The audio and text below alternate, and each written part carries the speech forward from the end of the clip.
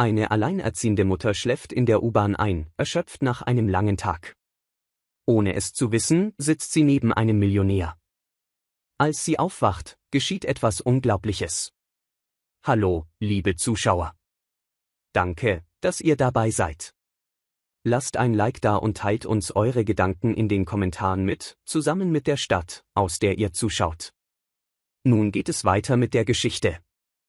Melissa Roberts rückte den Kragen ihres abgetragenen Mantels zurecht, um sich vor dem schneidenden Oktoberwind zu schützen, während sie auf die East 14th Street in Manhattan hinaustrat. Es war fast Mitternacht und die Stadtlichter spiegelten sich in den Pfützen eines kürzlich niedergegangenen Regens. Sie drückte ihre dünne Handtasche eng an sich, deren Inhalt ihr kostbarer war als alles andere, was sie besaß, ein paar zerknitterte Dollarscheine, der Schlüssel zu einer bescheidenen Wohnung in Brooklyn und eine Kündigungsanordnung, der sie sich noch stellen musste. Nacht für Nacht jonglierte sie mit Schichten in 2 verschiedenen Restaurants, dem Gardens Diner und dem Browns Brunch Bar, ohne je genug zu verdienen, um sich sicher zu fühlen. Sie war 36, fühlte sich jedoch älter, als die Jahre vermuten ließen. Die Linien unter ihren Augen zeugten von 1000 Sorgen, und sie überprüfte nervös ihr Handy, um zu sehen, ob die Babysitterin Rebecca ihr geschrieben hatte. Die 7-jährige Ivy war zu Hause unter Rebeccas Obhut, höchstwahrscheinlich schon fest eingeschlafen, wenn Melissa Glück hatte. Der Gedanke an ihre Tochter, die in einer beengten Wohnung auf sie wartete, lastete schwer auf ihr. Ivy hatte etwas Besseres verdient. Oft blieb Melissa nachts wach, gequält von der Angst, sie könnte ihr einziges Kind im Stich lassen. Der Eingang zur U-Bahn tat sich vor ihr auf und Melissa eilte die Stufen hinab. Ihre Beine schmerzten von den ständigen Laufwegen, doch sie riss sich zusammen, ließ ihre Metrocard scannen und stieg noch weiter in die summende Station hinab. Mit einem Schwall Luft fuhr die L-Train ein, ihre grell erleuchteten Waggons luden Melissa in eine wohlige Wärme ein. Drinnen nahm sie auf einem Sitz in der Nähe der Tür Platz und atmete erleichtert auf, während sie den Mantel von ihren Schultern streifte. Sie schaute auf ihr Handy. Keine neue Nachricht von Rebecca. Das war entweder eine gute Nachricht oder ein Zeichen dafür, dass die Babysitterin zu höflich war, um wegen des ausstehenden Lohns weiter nachzuhaken. Hitze stieg in Melissas Wangen bei der Erinnerung an ihr letztes Gespräch, als sie wieder einmal versprechen musste, bald zu zahlen. Sie verabscheute das Gefühl, Leuten Geld zu schulden, doch jeden Tag kam ein neuer Stapel Rechnungen dazu. Im Abteil bemerkte sie einen Mann in einem maßgeschneiderten Anzug zu ihrer Linken, der leise etwas auf seinem Handy las. Er strahlte eine Ruhe aus, die sich deutlich von den sonstigen Spätfahrern unterschied. Die meisten Passagiere um diese Uhrzeit dösten oder hörten Musik über überdimensionierte Kopfhörer. Er hingegen saß aufrecht, die Augen glitten konzentriert über den Bildschirm. Melissa fragte sich flüchtig, was seine Geschichte war, vielleicht ein Anwalt oder ein Manager, der lange arbeitete. Doch sie war zu müde, um weiter zu spekulieren. Sie lehnte sich zurück und zwang ihre Gedanken dazu, sich auf Ivy zu konzentrieren. Das strahlende Lächeln ihrer Tochter war der einzige Hoffnungsschimmer in ihrem Leben. Melissa erinnerte sich, wie Ivy an ihrem winzigen Fenster wartete, nur um die Rückkehr der Mutter zu erleben. Diese bedingungslose Hingabe hielt Melissa durch Doppelschichten und wachsende Schulden aufrecht. Ivy zuliebe zeigte sie jeden Morgen ein tapferes Gesicht. Die Bahn ruckte vorwärts und wiegte sie sanft. Melissa schloss die Augen und nahm sich vor, wenigstens bis zu ihrer Station in Brooklyn wach zu bleiben. Morgen würde erneut ein harter Tag sein, an dem sie Tische bedienen und auf Trinkgeld hoffen musste. Sie versuchte, sich ein Leben vorzustellen, in dem sie einen stabilen Job hätte, der genug einbrachte, sodass sie Ivy abends ins Bett bringen konnte, ohne gleich wieder weg zu müssen. Vielleicht würde sie eines Tages eine Anstellung in einem Büro finden, etwas in der Logistik oder der Verwaltung. Ein Job mit geregelten Arbeitszeiten, weniger Rückenbelastung. Sie wusste nicht genau, wie sie das anstellen sollte, aber dieser Traum lag stets in den Randgebieten ihrer Gedanken. Ihr Handy summte. Sie schrak auf und las eine Nachricht von Rebecca, alles in Ordnung. Ivy schläft. Melissa atmete erleichtert auf und antwortete rasch mit einem Dank und dem Versprechen, bald zu Hause zu sein. Doch kaum hatte sie das Telefon wieder weggelegt, überkam sie die Erschöpfung wie eine Welle. Die stickige Wärme des Zuges machte es unmöglich, die Lider noch länger offen zu halten. Ohne Vorwarnung sank ihr Kopf zur Seite. Sie versuchte sich aufzurichten, doch jeder Versuch war schwächer als der vorherige. Der Schlaf siegte. In einem letzten Anflug von Benommenheit spürte sie, wie ihre Schläfe auf etwas Festes, aber Bequemes sank. Es dauerte einen Moment, bis ihr müdes Gehirn registrierte, dass sie ihren Kopf an die Schulter eines Fremden gelehnt hatte. Erschrocken öffnete sie die Augen, nur um sie gleich wieder zu schließen. Sie erwartete, dass er sich wegdrehen oder sie anstoßen würde, doch er rührte sich nicht. In ihrem Halbschlaf spürte sie seinen Blick auf sich. Wäre sie wacher gewesen, hätte sie sich geschämt, doch in diesem Moment war sie zu erschöpft, um sich zu kümmern. Das sanfte Rütteln des Zuges wiegte sie noch tiefer in den Schlaf, während der Fremde auf die aus ihrer Tasche ragenden Papiere blickte, auf denen das Wort Eviktion fettgedruckt stand. Sein Blick wurde weicher. Im flackernden Neonlicht der vorbeizierenden Stationen schien er stumm eine Entscheidung zu treffen. In diesem kleinen, ratternden Waggon veränderte sich etwas, doch Melissa war zu müde, um es zu bemerken. Sie schlief, verpasste ihre Station und ahnte nicht, dass sich in wenigen Minuten ihr Leben unerwartet wenden würde. Melissa fuhr erschrocken hoch, als die Bahn ruckartig anhielt und die Türen sich öffneten. Ihre Augen wanderten panisch umher. Die Schilder am Bahnsteig verrieten, dass sie bereits 2 Stationen zu weit gefahren war. Kaltes Entsetzen machte sich in ihrem Magen breit, als sie die späte Uhrzeit registrierte und daran dachte, wie Rebecca sich möglicherweise Sorgen machte oder bereit war, zu gehen. Ivy würde dann allein zu Hause sein, falls sie nicht schnell genug ankam. Sie wollte aufstehen, aber ein leichter Schwindel zwang sie, sich wieder zu setzen. Erst da fiel ihr auf, dass ihr Kopf nicht mehr auf der Schulter des Mannes lag. Er saß ruhig da und beobachtete sie mit einem leichten Ausdruck von Besorgnis in seinen grünen Augen. Sein makelloser Anzug war anthrazitfarben, kombiniert mit einer dezent blauen Krawatte. Ihr erster Gedanke war, wie fehl am Platz er um diese Uhrzeit in der L-Train wirkte. Ich bitte um Entschuldigung, stammelte sie und richtete ihren unordentlichen Dutt. Ihre Wangen glühten vor Scham. Ich muss eingeschlafen sein.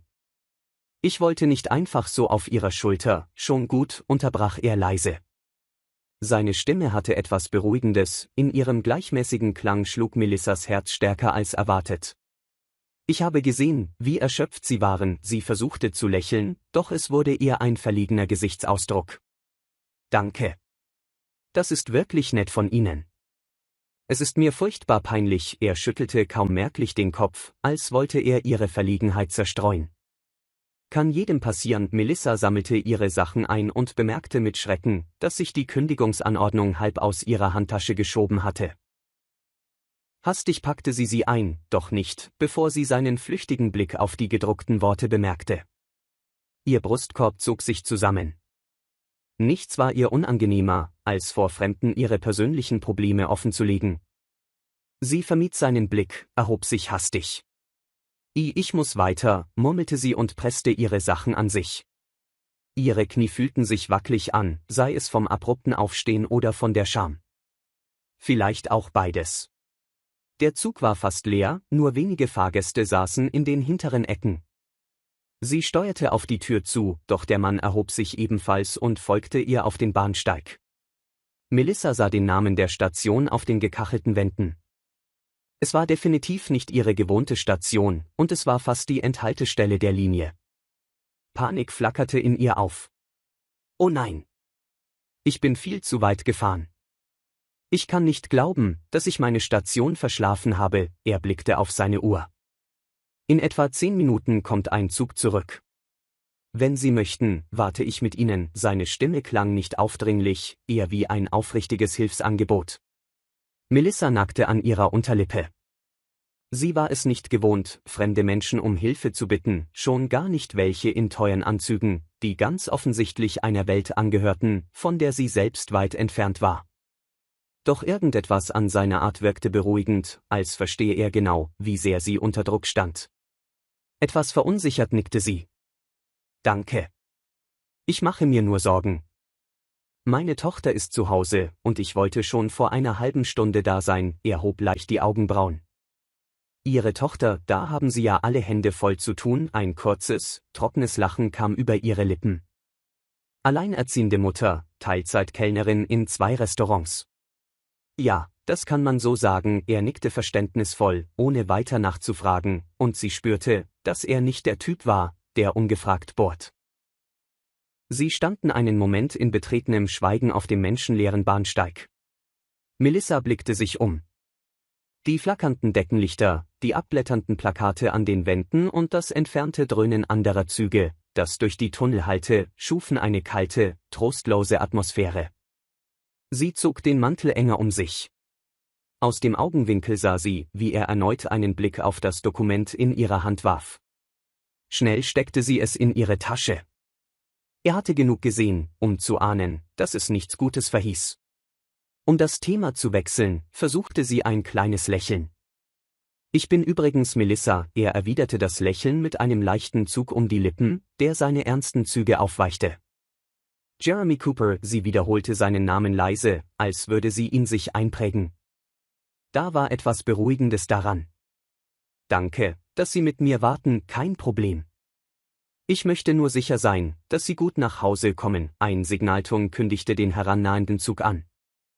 Melissa atmete erleichtert auf, konnte aber das Gefühl nicht abschütteln, dass sie diesem Fremden ungewollt tiefe Einblicke in ihre Sorgen gewährt hatte. Und doch hatte er sie nicht verurteilt oder Mitleid bekundet, er hatte einfach angeboten, sie zu begleiten, bis sie wieder zurückfahren konnte. Sie stiegen ein. Er deutete an, dass sie sich setzen solle, dann nahm er quer zum Gang Platz.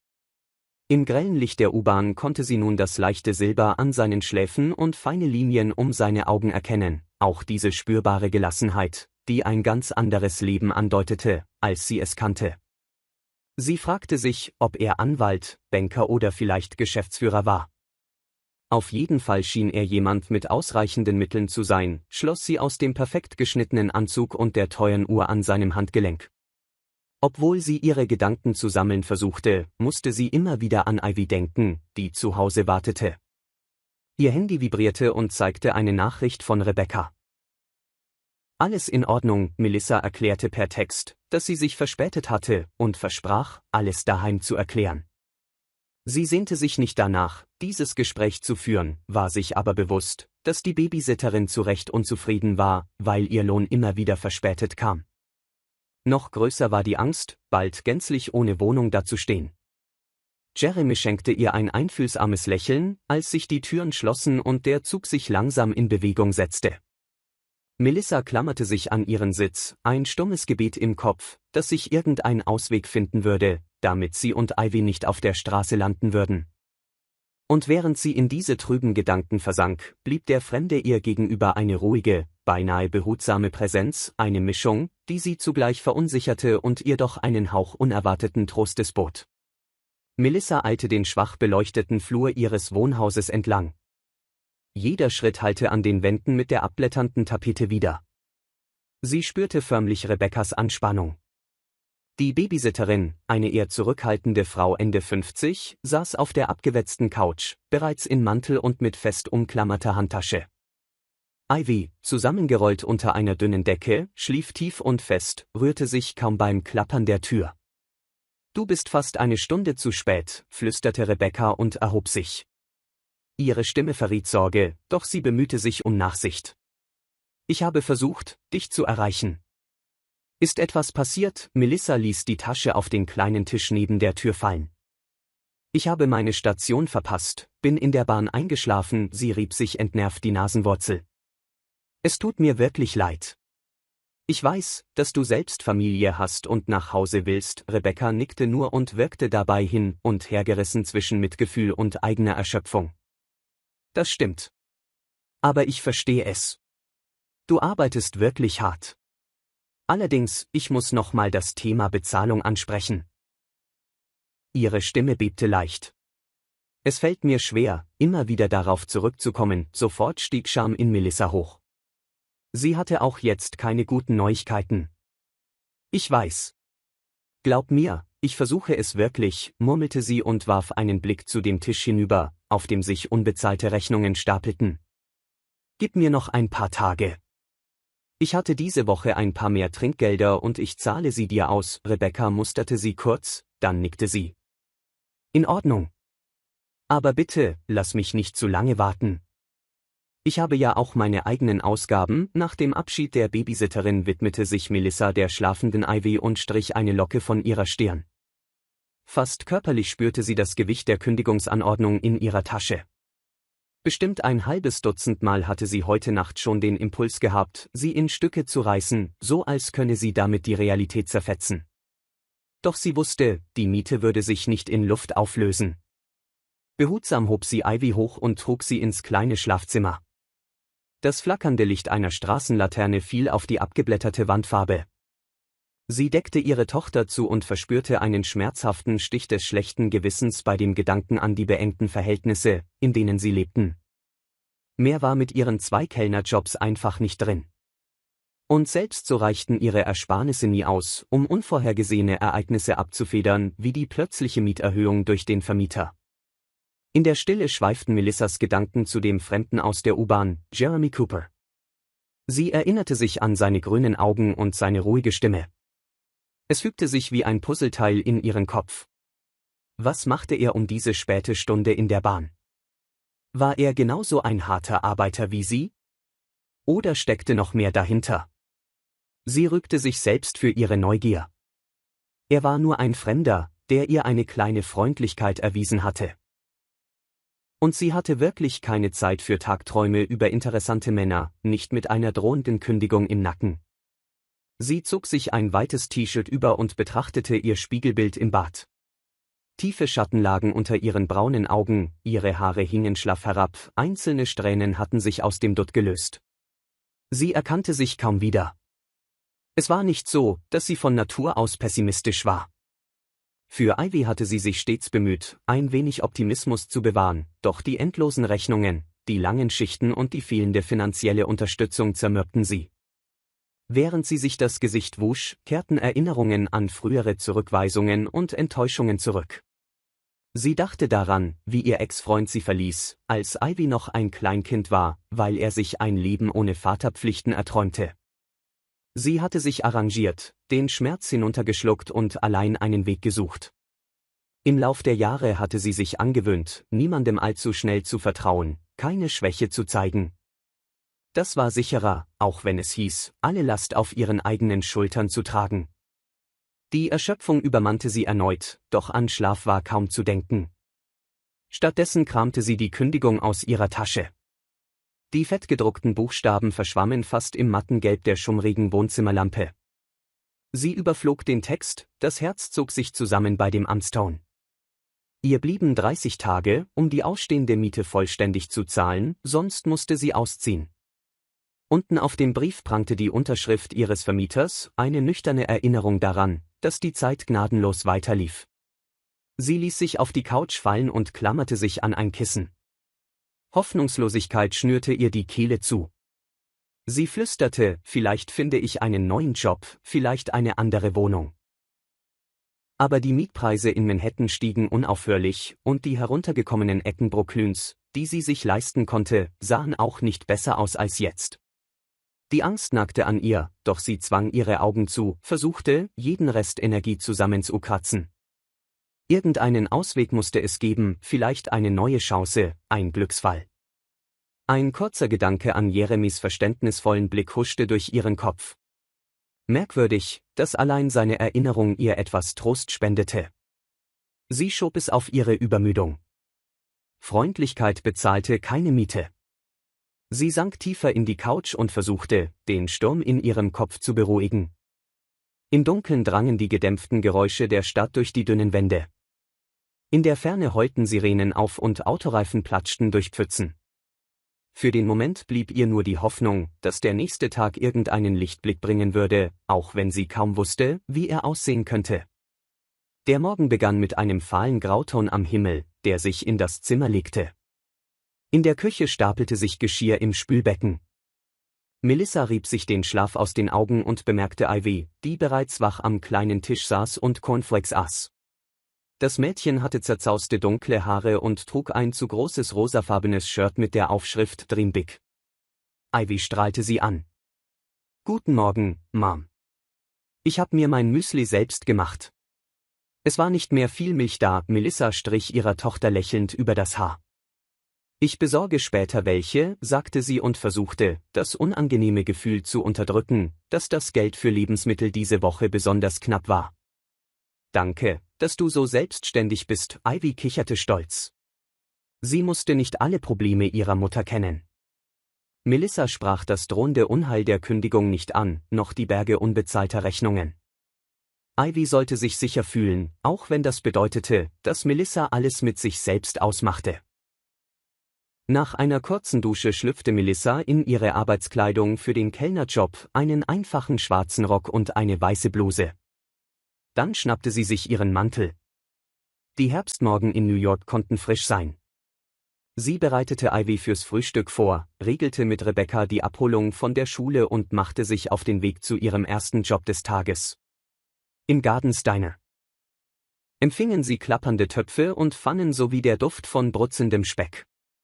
Sie band sich eine fleckige Schürze um und begrüßte ihre Kollegin Alicia, die gerade eine nahegelegene Sitzbank abwischte. Alicia, Anfang 30, trug immer bunte Bandanas in ihrem lockigen Haar. Sie schenkte Melissa einen verständnisvollen Blick. Du siehst müde aus, meinte sie, während sie die Hände an einem Tuch abwischte. Alles in Ordnung, Melissa zwang ein kleines Lächeln. Dasselbe wie immer. Ein Berg Rechnungen. Du kennst das ja, Alicias Gesicht wurde weich. Klar. Aber ich hab da was gehört, das dich interessieren könnte. Es gibt ein neues Liefer-Startup, das Leute mit Erfahrung in der Gastronomie sucht. Eine unserer Kundinnen hat gestern einen Flyer dagelassen, Melissa hielt mitten in der Bewegung inne und stellte die Kaffeekanne ab, die sie gerade zu Tisch bringen wollte. Ein Startup? Was machen die genau? Alicia zuckte leicht mit den Schultern. Irgendwas mit nachhaltiger Zustellung. Sie suchen Leute, die sich in der Stadt auskennen und wissen, wie man Zeitpläne einhält. Es geht wohl nicht nur darum, Pakete zu schleppen, sondern eher um Organisation, zumindest laut dem Flyer. Ein kleiner Funke Hoffnung keimte in Melissa auf, vermischt mit Vorsicht. Sie war nicht sicher, ob sie überhaupt noch die Kraft hatte, sich auf ein neues Jobabenteuer einzulassen. Aber die Aussicht auf ein verlässlicheres Einkommen war verlockend. Hast du den Flyer noch? Fragte sie leise und schaute kurz, ob der Manager, Mr. Thompson, lauschte. Alicia zog den Zettel unter der Theke hervor und reichte ihn ihr. Das Papier war zerknittert, doch die Worte darauf deutlich zu lesen: Cooper Sustainable Deliveries sucht engagierte Persönlichkeiten mit praktischer Erfahrung in Gastronomie, Logistik und Kundenservice. Eine Telefonnummer und eine Adresse in der Lower East Side von Manhattan waren angegeben. Bevor Melissa mehr lesen konnte, rief Mr. Thompson aus der Küche. Melissa, Tisch 4 wartet auf Kaffee, bin schon da, rief sie zurück und ließ den Flyer rasch in ihre Schürzentasche gleiten. Ein Kribbeln aus Hoffnung und Unsicherheit machte sich in ihrer Brust breit.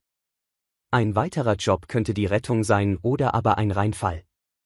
Was, wenn es wieder nur ein falsches Versprechen war? Doch die Schulden und die drohende Kündigung saßen ihr im Nacken.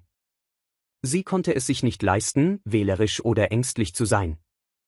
Trotzdem zögerte sie insgeheim, angetrieben von der Angst vor erneuten Enttäuschungen, die sie schon so oft erlebt hatte.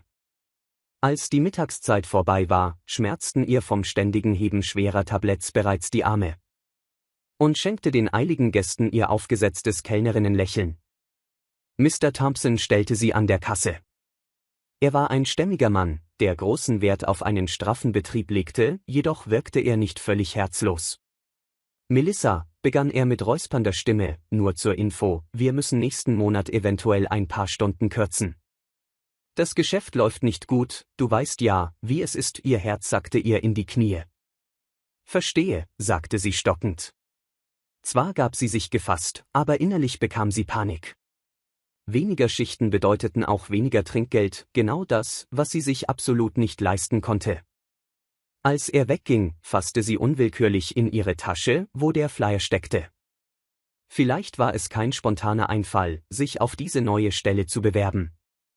Vielleicht war es ihre einzige Chance, um sich und Ivy vor dem drohenden Absturz zu retten. Ein Risiko einzugehen fühlte sich gewagt an, doch in ihrer jetzigen Lage zu verharren, war nicht weniger beängstigend. Nach Schichtende schleppte sie sich auf die Straße hinaus, doch die Nachmittagssonne spendete kaum Wärme. Sie schaute aufs Handy und sah eine weitere Nachricht vom Büro des Vermieters: Wir benötigen einen Zahlungsplan oder die Kündigung bleibt bestehen. Ihr Puls raste. Wieder dachte sie an den Flyer: ein neuer Job, ein Neuanfang, vielleicht der Ausweg. Sie faltete das Papier sorgfältig und steckte es in ihre Handtasche zurück. Wenn sie nicht bald etwas unternahm, würde sie alles verlieren. Ein Funke Hoffnung flammte auf, doch gleich darauf wurde sie von der Angst überwältigt, sich erneut in etwas Ungewisses zu stürzen. Trotzdem begriff sie, dass ihr womöglich keine andere Wahl blieb. Während der U-Bahn-Fahrt nach Hause hielt Melissa den Flyer in der Hand und las ihn immer wieder. Cooper Sustainable Deliveries. Ein kurzer Gedanke durchzuckte sie: Könnte dieser Cooper etwas mit Jeremy zu tun haben, dem Fremden aus der Bahn? Sie tat es als Zufall ab. Cooper war ein weit verbreiteter Nachname und in einer so großen Stadt war alles möglich. Dennoch erinnerte sie sich lebhaft an Jeremys aufrichtigen Blick, der sich wie ein einzelner Sonnenstrahl durch ihre dunklen Wolken geschoben hatte. Aber sie konnte es sich nicht leisten, in Gefühlen zu schwelgen, ihre harte Realität drückte sie viel zu sehr. Sie atmete tief durch und nahm sich vor, die Nummer auf dem Flyer anzurufen. Wenigstens für ein Vorstellungsgespräch. Doch sogleich kroch die Furcht in ihr hoch. Was, wenn sie ablehnten, weil sie keinen richtigen Bildungsabschluss hatte? Sie hatte nur ihre langjährige Praxiserfahrung. Entschlossen versuchte sie, die Zweifel beiseite zu schieben. Kaum in ihrer Wohnung angekommen, empfing sie das altbekannte Chaos: ein tropfendes Spülbecken, Ivys Malbücher, die überall herumlagen, und eine erschöpfte Rebecca, die vergeblich versucht hatte, für Ordnung zu sorgen. Ich hab Ivy gerade ins Bett gebracht, sagte die Babysitterin leise. Sie hat länger aufgeblieben als sonst, weil sie wissen wollte, wann du heimkommst. Melissa empfand einen Stich des schlechten Gewissens. Danke, Rebecca. Tut mir leid, dass es wieder so spät wurde. Rebecca legte den Lappen weg, mit dem sie das Leck aufgewischt hatte. Ist schon in Ordnung, aber es wird immer schwieriger, so lange zu bleiben. Meinem Mann geht es gesundheitlich nicht so gut, sie sprach mit leiser Dringlichkeit. Melissa nickte und schluckte den Kloß in ihrem Hals hinunter. Sie gab Rebecca die Hälfte ihres Tageseinkommens aus Trinkgeldern, verbunden mit dem Versprechen, bis zum Wochenende mehr zahlen zu können.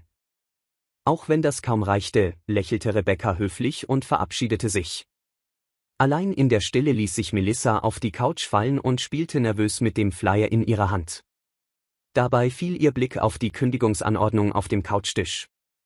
Beide Papiere schienen um ihre Aufmerksamkeit zu wetteifern: das eine bedrohte ihre Existenz, das andere bot einen kleinen Hoffnungsschimmer. Entschlossen holte sie ihr Handy heraus, holte tief Luft und wählte die angegebene Nummer. Ihr Herz klopfte laut, während es klingelte.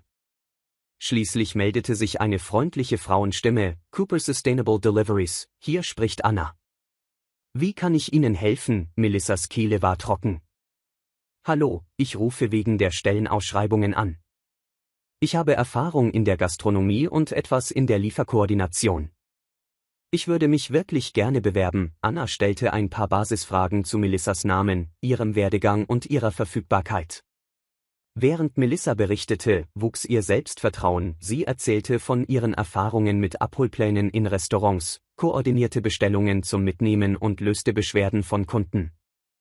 Anna klang interessiert und am Ende des Gesprächs vereinbarte sie mit Melissa ein erstes Vorstellungsgespräch. Als Melissa auflegte, raste ihr Puls. Ungläubig starrte sie auf das Handy. Die Angst brodelte zwar noch in ihr, doch sie spürte jetzt auch eine leise Hoffnung. Klappte es mit diesem Job, dann könnte sie sich endlich etwas Luft verschaffen. Sie dachte an die Chance, ihre Wohnung zu behalten oder vielleicht sogar etwas Besseres für Ivy zu finden. In dieser Nacht fand sie keinen ruhigen Schlaf, wälzte sich hin und her, während sie sich abwechselnd vorstellte, in einem lebendigen Büro willkommen geheißen zu werden oder auch verlacht zu werden, weil sie keinen offiziellen Abschluss vorweisen konnte. Mit rasendem Herzen erwachte sie in der Morgendämmerung. Kurz darauf saß sie schon in der Küche, nippte an ihrem löslichen Kaffee und durchforstete ihren Kleiderschrank nach etwas, das nach Bürooutfit aussah. Schließlich entschied sie sich für eine schlichte Bluse und einen Rock, der etwas schicker als ihre Kellneruniform war. Sogar ihre Haare steckte sie in einen ordentlichen Dutt. Als sie ihr Spiegelbild betrachtete, redete sie sich Mut zu. Sie war Mutter und hatte schon weitaus größere Herausforderungen überlebt. Sie musste an ihre eigene Stärke glauben. Leise verabschiedete sie sich von der noch schlafenden Ivy und eilte hinaus. Heute war der Tag des Interviews. In ihrem ganzen Körper vibrierte es aus Furcht und Entschlossenheit zugleich. Würde sie versagen, wusste sie nicht, was sie sonst tun könnte. In der Bahn Richtung Lower East Side klammerte sie sich ans Handy und prüfte immer wieder die Wegbeschreibung, die Anna ihr genannt hatte. Sie schärfte sich ein, deutlich zu sprechen, offen über ihre Erfahrung zu reden und zu zeigen, dass sie lernbereit war. Ein Schub nervöser Energie erfasste sie. Das könnte der wichtigste Augenblick in ihrem bisherigen Leben sein. Auf der geschäftigen Straße Manhattans angekommen, atmete sie tief durch, um ihr klopfendes Herz zu beruhigen. Die Hochhäuser ragten wie stumme Zeugen ihres Kampfes in den Himmel. Als sie die Adresse auf einer glänzenden Glastür entdeckte, riss sie sich zusammen, öffnete sie und trat ein, bereit für alles, was nun kommen mochte. Ein kühler Oktobertageszug strich durch die Lobby, als Melissa das Gebäude von Cooper Sustainable Deliveries betrat. Sie hielt ihre schlichte Ledermappe fest umklammert, in der sich ihr Lebenslauf und eine kurze Liste ihrer Tätigkeiten befanden, von Schichtplänen in Restaurants über Koordination bei Bestellungen bis hin zu kleineren Bürotätigkeiten. Im hellen, energieeffizienten Licht atmete sie tief durch und sagte sich, dass sie hier genauso hingehörte wie jeder andere. Ein großer Empfangstresen befand sich an der Seite, bedient von einer fröhlichen Frau um die 40. »Guten Morgen«, grüßte die Rezeptionistin. »Ihr Name, bitte, Melissa Roberts.« »Ich habe einen Termin mit Anna Rodriguez«, trotz schwitzender Handflächen klang ihre Stimme erstaunlich ruhig. Die Rezeptionistin lächelte. »Ja, Miss Roberts, sie kommt gleich.« »Bitte nehmen Sie doch Platz«, sie wies auf einen Wartebereich mit modernen, eleganten Stühlen und einigen grünen Topfpflanzen, die dem Raum ein natürliches Flair verliehen. Melissa bedankte sich und ließ sich auf einen der Stühle fallen. Trotz ihrer äußerlichen Ruhe raste ihr Herz. Durch die Glaswände von Konferenzräumen sah sie, wie Mitarbeiter in lockerer Businesskleidung geschäftig hin und her gingen, manche mit Laptops in der Hand, andere in kleinen Gruppen vertieft in Gespräche. Es war eine völlig andere Welt als das Geklapper von Besteck und den Geruch von altem Kaffeepulver, den sie aus dem Diener gewohnt war. Wenige Minuten später kam eine elegante Frau um die 50 auf sie zu. Sie hatte kurz geschnittenes, graumeliertes Haar und trug einen geschmackvollen Marineblazer über einer Bluse mit Blumenmuster. »Melissa?« fragte sie mit freundlichem Lächeln. Melissa sprang auf.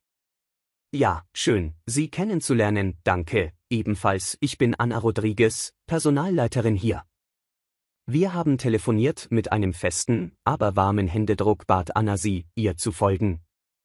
Sie gingen durch einen Flur, in dem inspirierende Poster, Fotos von Fahrradkurieren, Zitate über Umweltbewusstsein und Bilder von lokalen Hilfsprojekten hingen.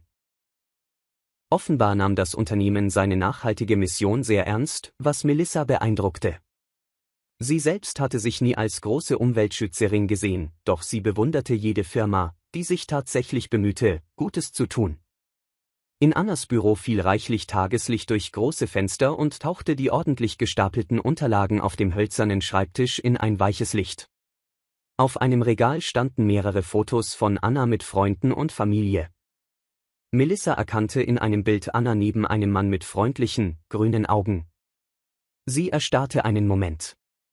Er erinnerte sie stark an Jeremy Cooper aus der U-Bahn.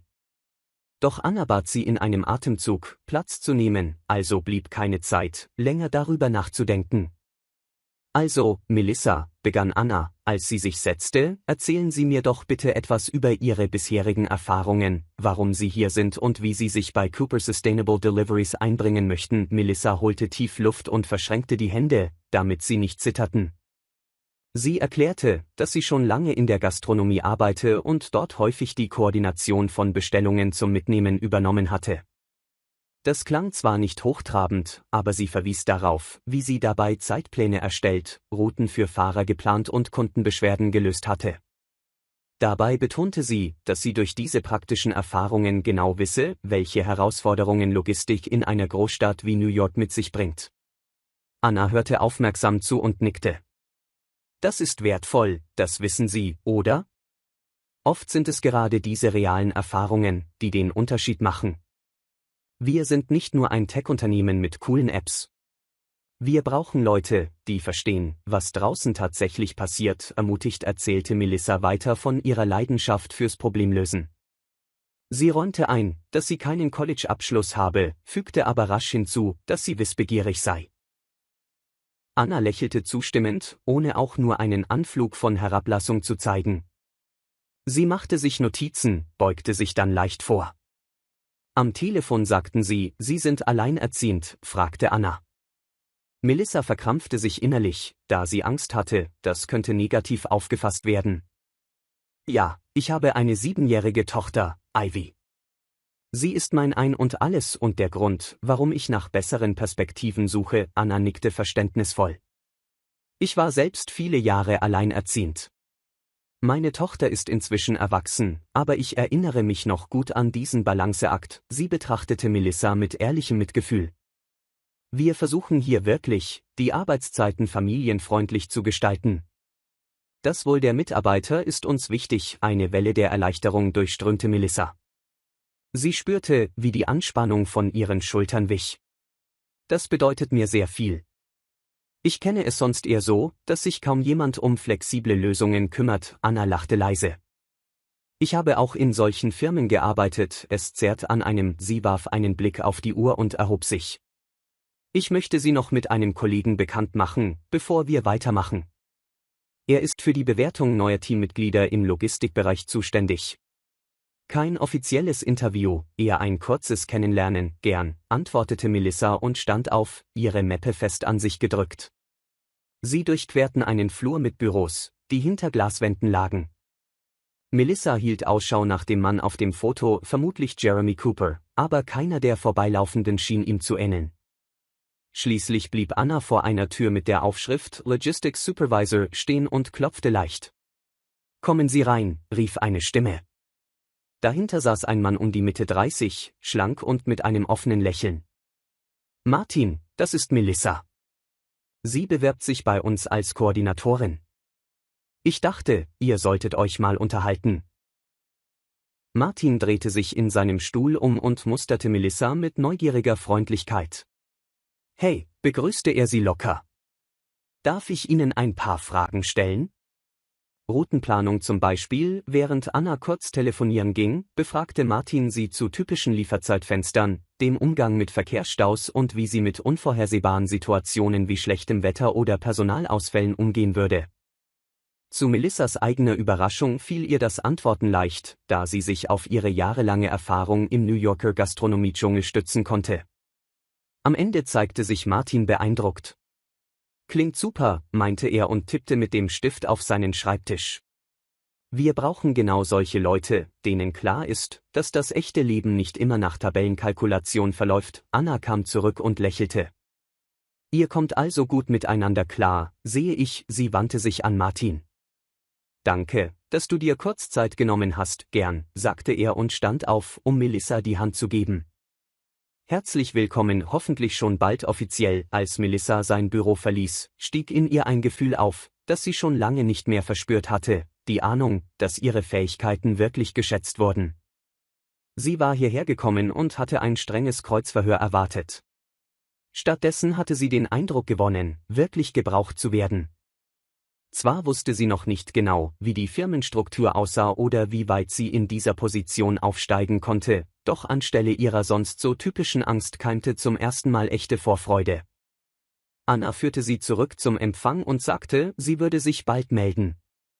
Melissa dankte ihr von Herzen, die Stimme zitterte ihr vor Erleichterung. Auf dem Weg nach draußen entdeckte sie an einer Wand ein Foto, das Anna zusammen mit demselben grünäugigen Mann zeigte, beide in Abschlussroben. Auf dem Schild darunter stand, Anna Rodriguez und Jeremy Cooper, Abschlussjahrgang Stanford 2004. Melissas Herz machte einen Sprung. Es musste der gleiche Jeremy sein, den sie in der U-Bahn getroffen hatte. In ihrem Kopf wirbelten Fragen durcheinander, doch Anna verabschiedete sich bereits. Mit der Mappe unterm Arm trat Melissa auf den lauten Gehweg, inmitten der drängenden Passanten und hupenden Autos. Sie bemerkte kaum etwas von der Hektik um sich herum. Falls der Gründer oder Mitgründer dieser Firma wirklich jener Fremde war, der ihre Erschöpfung in der Bahn miterlebt hatte, was könnte das für ihre Zukunft bedeuten? Doch statt Angst empfand sie seltsamerweise Zuversicht und eine Spur Neugier.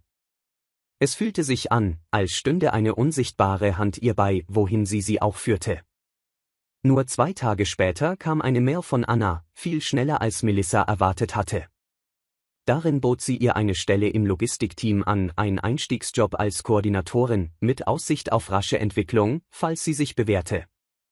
Melissa traute ihren Augen kaum.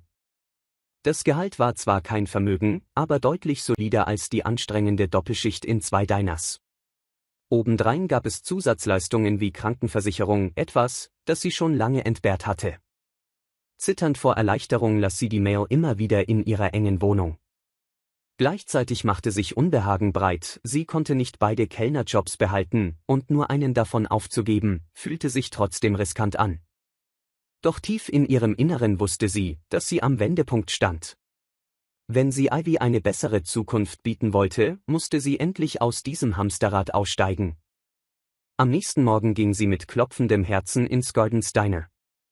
Mr. Thompson stand über eine Ansammlung von Rechnungen gebeugt und trug wie immer sein mürrisches Gesicht. Sie räusperte sich. »Sir, hätten Sie einen Moment?« Er sah auf, die Augen von der Frühschicht schon stumpf. »Fass dich kurz, ich habe ein neues Jobangebot bekommen«, begann sie mit bebender Stimme.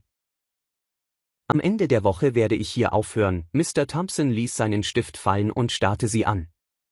»Wirklich?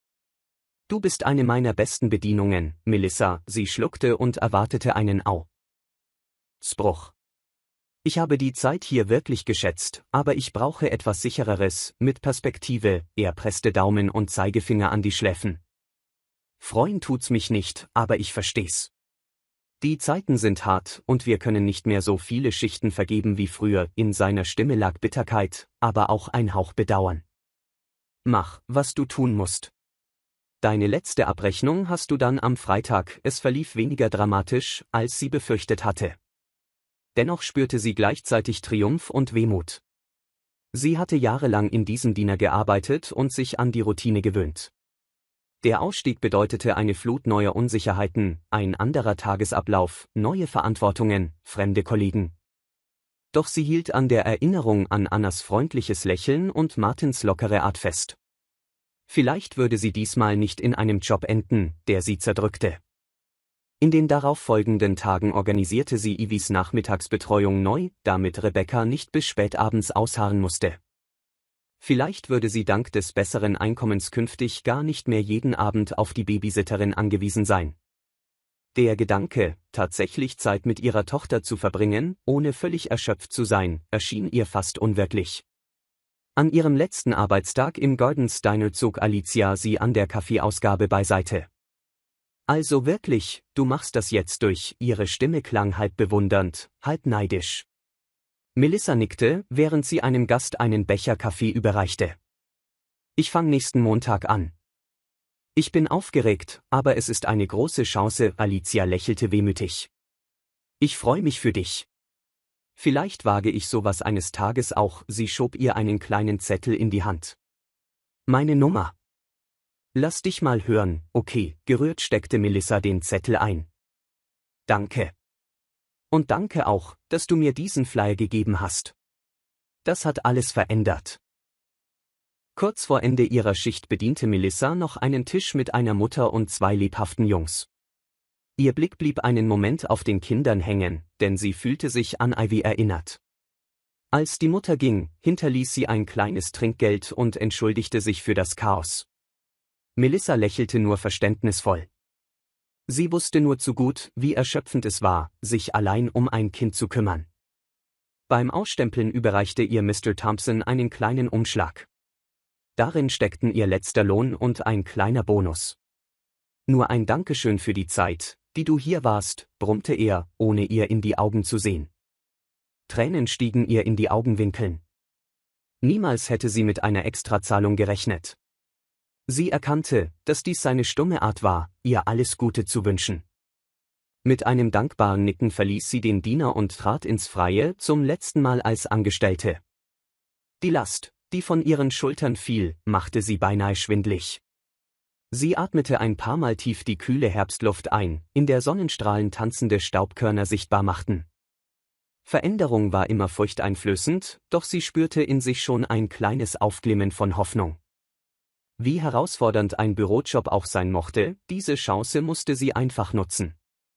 An jenem Abend erzählte sie Ivy von ihrem neuen Arbeitsplatz. Das Mädchen quietschte vor Freude und warf sich in die Arme ihrer Mutter. »Können wir uns dann vielleicht eines Tages ein neues Fahrrad leisten?« fragte Ivy mit großen Augen voller Hoffnung. Melissa lachte leise. »Mal sehen, meine Kleine.« Eins nach dem anderen, zum ersten Mal seit langem fühlte Melissa sich, als stünde sie wirklich an der Schwelle zu etwas Besserem. Die Kündigung lastete zwar noch auf ihr, aber endlich gab es einen Funken Hoffnung, das Dach über dem Kopf zu retten oder gar ein neues Zuhause zu finden. Mit diesem zarten Optimismus kochte sie das Abendessen und verbrachte den restlichen Abend mit Ivy, die Gedanken bereits auf den kommenden Montag gerichtet und auf den unbekannten Weg, der vor ihr lag. Am Montagmorgen strahlte der Himmel ungewöhnlich klar, mitten in einem ansonsten launischen New Yorker Herbst. Melissa verließ hastig die Wohnung, das Herz klopfend bis zum Hals. Sie trug eine schlichte Bluse und eine schwarze Stoffhose, die sie sich am Wochenende im Ausverkauf gekauft hatte, entschlossen, einen professionellen Eindruck zu machen. Ivy war in der Schule, voller Vorfreude nur auf den versprochenen Ausflug in den Park, falls ihre Mutter es rechtzeitig nach Hause schaffen würde. Kaum im Gebäude von Cooper Sustainable Deliveries angekommen, fiel Melissa der Kontrast zur gehetzten, angespannten Atmosphäre eines Restaurants auf. Die Lobby wirkte ruhig, auch wenn viele Mitarbeiter ein- und ausgingen und sich dabei freundlich grüßten. Ein junger Mann mit einer Umhängetasche scrollte durch einen digitalen Tagesplan auf seinem Tablet, während eine ältere Frau mit Brille sich mit einer Kollegin über ein Projekt unterhielt. Pflanzen und Moderne. Die moderne Einrichtung verlieh dem Raum eine zielgerichtete, umweltbewusste Atmosphäre. Melissa steuerte erneut den Empfangsbereich an, wo sie die vertraute Rezeptionistin freundlich empfing. »Willkommen, Mrs. Roberts. Anna erwartet Sie schon. Ich bringe Sie kurz zum Einführungsraum.« Melissa folgte ihr in einen mittelgroßen Konferenzraum mit Glaswänden. Dort saßen bereits 2 weitere Neue an einem großen Holztisch. Einer war Kevin, ein schlagsiger junger Mann direkt von der Uni, dessen Augen vor Begeisterung leuchteten. Die andere war Cheryl, eine Mutter Mitte 40, die Melissa mit einem warmen Lächeln begrüßte. Cheryl erzählte ihr leise, dass sie zuvor in der Buchhaltung kleiner Bäckereien gearbeitet habe und nun eine Stelle mit mehr Sicherheit und Zusatzleistungen suchte. Kurz darauf erschien Anna, die die Gruppe beinahe wie eine stolze Mentorin ansah. »Guten Morgen zusammen. Ich freue mich sehr, dass Sie unser Team verstärken. Heute geht es um unsere Unternehmenskultur, unsere Nachhaltigkeitsziele und einen Überblick über die Arbeitsweise in den einzelnen Abteilungen. Anschließend wird Martin Ihnen die Logistik im Detail erklären.« Melissa machte es sich auf ihrem Stuhl bequem, Stift in der Hand, bereit, jedes Wort aufzusaugen. Anna skizzierte die Kernmission von CSD, ein umweltfreundlicher Lieferdienst, der den Co-Ausstoß durch den Einsatz von Elektrofahrrädern, Hybridtransportern und effizienter Routenplanung reduzieren will. Außerdem kooperiere das Unternehmen mit lokalen Non-Profit-Organisationen, um benachteiligte Gemeinschaften zu unterstützen. Während Anna sprach, überkam Melissa ein unerwartetes Gefühl von Stolz. Sie arbeitete nun an etwas mit, das nicht nur auf Profit ausgerichtet war, sondern auch einen positiven sozialen Beitrag leistete. Ihr Gedanke glitt kurz zu Jeremy Cooper, den sie seit jener Nacht in der U-Bahn nicht mehr gesehen hatte. Sie fragte sich, welche Rolle er in diesem Unternehmen tatsächlich spielte, ob er wirklich Gründer war oder einer von vielen Führungskräften. Die Einführungsrunde endete mit einer kurzen Kaffeepause. Cheryl kam mit einem Pappbecher in der Hand auf Melissa zu. »Du bist auch alleinerziehend?« fragte sie mit einfühlsamem Unterton. Melissa nickte. »Ja, meine Tochter ist 7. Es ist manchmal wirklich ein Balanceakt.« Cheryls Gesicht hellte sich verständnisvoll auf. Meine Tochter hat gerade ihr Studium abgeschlossen, aber ich weiß noch gut, wie hart es ist, alles allein zu stemmen. Ich glaube, hier gefällt es dir. Anna meinte, die Firma ist sehr familienfreundlich, sie unterhielten sich über Arbeitszeiten und Kinderbetreuung, während Kevin sich begeistert in das Gespräch einschaltete und von der innovativen Software erzählte, mit der das Unternehmen Routen optimierte. Melissa lächelte, seine Begeisterung war ansteckend, auch wenn sie sich leicht überfordert fühlte, sobald es um Algorithmen oder Programmierung ging. Die Atmosphäre wirkte auf sie jedoch ermutigend, eine Art Unterstützung, die sie bisher selten erlebt hatte. Nach der Pause übernahm Martin das Wort. Er zeigte ihnen Folien mit farbigen Karten von Manhattan, Brooklyn und Queens. Bei uns geht es darum, unnötige Fahrten zu vermeiden, erklärte er und deutete auf die markierten Routen auf dem Bildschirm. Echtzeitdaten helfen uns, Lieferungen spontan anzupassen. Und hier kommt Ihre praktische Erfahrung ins Spiel, Melissa. Sie kennen es doch, verschiedene Routen zu jonglieren, als Sie noch in den Restaurants gearbeitet haben, oder, Melissa dachte an das Chaos, wenn sie parallel mehrere To-Go-Bestellungen managen musste. Ja, allerdings nicht so Hightech, Martin lächelte. Sie werden sich schnell einarbeiten. Wir brauchen Leute, die improvisieren können. Manchmal kann die Software nicht all das erfassen, was uns in der Realität begegnet, von einer plötzlichen Straßensperrung bis zu einer Großveranstaltung, die Staus auslöst. Da ist menschlicher Instinkt Gold wert, Melissa spürte einen Funken Zuversicht. Sie hatte jahrelang mit dem Unerwarteten gelebt, wütende Gäste, kaputte Öfen, extremes Wetter, Personalmangel. Sich auf Unvorhergesehenes einzustellen, war für sie längst selbstverständlich geworden. Am Ende des Tages wurde sie einem kleinen Arbeitsplatz nahe Martins Büro zugewiesen, ein Schreibtisch mit Computer und ein Minimum an Büromaterial. Diese ruhige Ecke schien meilenweit vom Lärm des Diners entfernt, jedoch im positivsten Sinn. Cheryl verabschiedete sich winkend, und Kevin versprach ihr, jederzeit beim Umgang mit der Software zu helfen, falls sie feststecken sollte. Als Melissa das Gebäude verließ und in die Nachmittagssonne blinzelte, spürte sie eine aufkeimende Zufriedenheit, gepaart mit einem leicht mulmigen Gefühl. Ihr wartete eine Menge zu lernen, doch sie konnte auf hilfsbereite KollegsternInnen zählen. In diesem reich ausstrukturierten Konferenzräumen, Datenblättern und Nachhaltigkeitszielen war alles neu und ein bisschen einschüchternd. Dennoch war sie sicher, die richtige Entscheidung getroffen zu haben, diesen Schritt ins Unbekannte zu wagen. Auf der U-Bahn-Fahrt nach Hause merkte sie, dass sie lächelte, als sie an Ivis Reaktion auf ihren ersten Arbeitstag dachte. Ein Gefühl der Leichtigkeit breitete sich in ihr aus, etwas, das sie lange nicht gespürt hatte. Vielleicht dürfte sie doch hoffen. Der gleichmäßige Surton des Büros wurde Melissas neuer Alltagshintergrund. Statt klapperndem Besteck und lauten Anweisungen hörte sie jetzt das Tippen auf Tastaturen und arbeitete an Tabellen, die Lieferwege in Echtzeit abbildeten. Ihre Tage begannen an ihrem Schreibtisch mit einem kräftigen Kaffee, gefolgt von kurzen Absprachen mit Martin oder Cheryl über den Tagesplan. Hin und wieder tauchte Kevin auf und zeigte ihr Tricks, mit denen sie die Routensoftware noch besser bedienen konnte. Obwohl es viel angenehmer war als ihre früheren Jobs, fand Melissa den Einstieg nicht leicht. Daten einzugeben und auszuwerten war Neuland für sie. Die farbigen Verkehrshitzekarten zu verstehen, erforderte Übung. Sie verbrachte ihre Mittagspausen damit, Tutorials anzuschauen und in ein kleines Notizbuch zu kritzeln. Doch ihr Ansporn war groß, der Job war ihre Chance, Ivy endlich eine sicherere Zukunft zu bieten. Anna zeigte sich als echte Mentorin, so wie sie es versprochen hatte. Immer wieder lud sie Melissa auf einen kurzen Plausch in ihr Büro ein, erkundigte sich nach ihrem Befinden und bot ihr Unterstützung bei der Umstellung. Während eines dieser Gespräche lehnte sich Anna in ihrem Stuhl zurück. Wie läuft die Eingewöhnung? Es ist bestimmt ein großer Schritt vom Kellnern zu dieser Büroumgebung, Melissa zögerte, nach passenden Worten zu suchen. Es ist anspruchsvoll, aber ich finde es gut. Ich habe nur Angst, nicht schnell genug mitzuhalten. Die anderen scheinen alle so technikversiert zu sein, Anna lächelte verständnisvoll. Geben Sie sich Zeit. Wir haben Sie geholt, weil Sie echte Praxiserfahrung haben, die man nicht einfach so lehren kann, bestärkt von Annas Worten machte Melissa Tag für Tag Fortschritte. Nach Feierabend eilte sie nach Hause, um Ivy bei den Hausaufgaben zu helfen und mit ihr zusammen ein ruhiges Abendessen zu haben.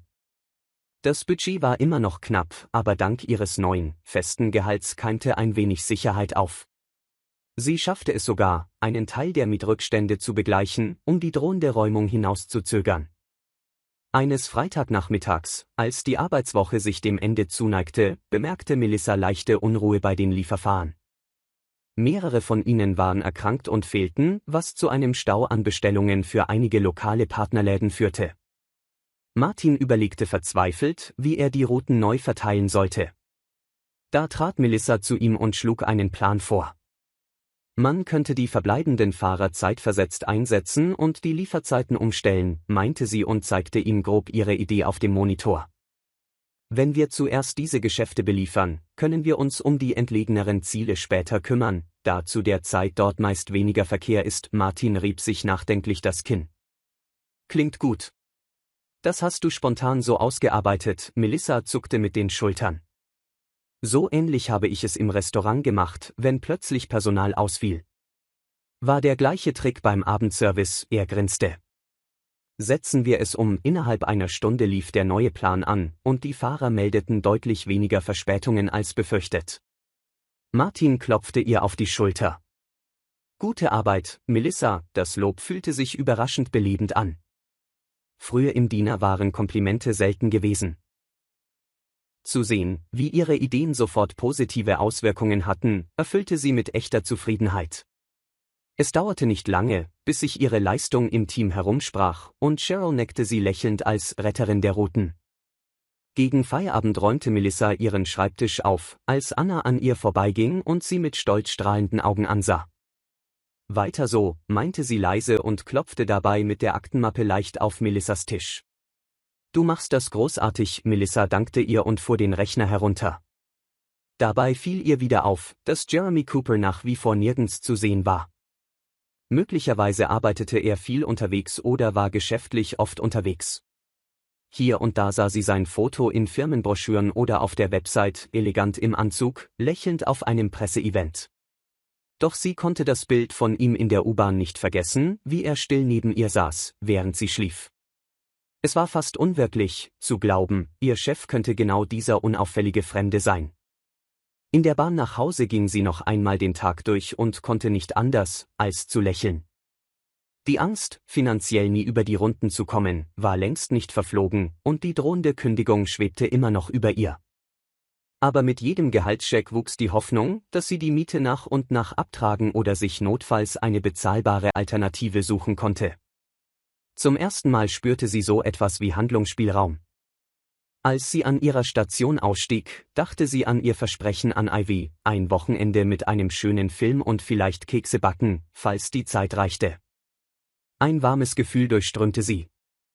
Endlich konnte sie kleine, wertvolle Momente mit ihrer Tochter genießen. Leise dankte sie dafür, diese neue Chance erhalten zu haben, und schwor sich, sie unter keinen Umständen wieder aufs Spiel zu setzen. Die darauf folgende Woche brachte eine Mischung aus ruhiger Routine und gelegentlichen Überraschungen. Melissa bemerkte, dass sie im Team immer mehr Freunde fand, und jede Person hatte ihre eigene Geschichte zu erzählen.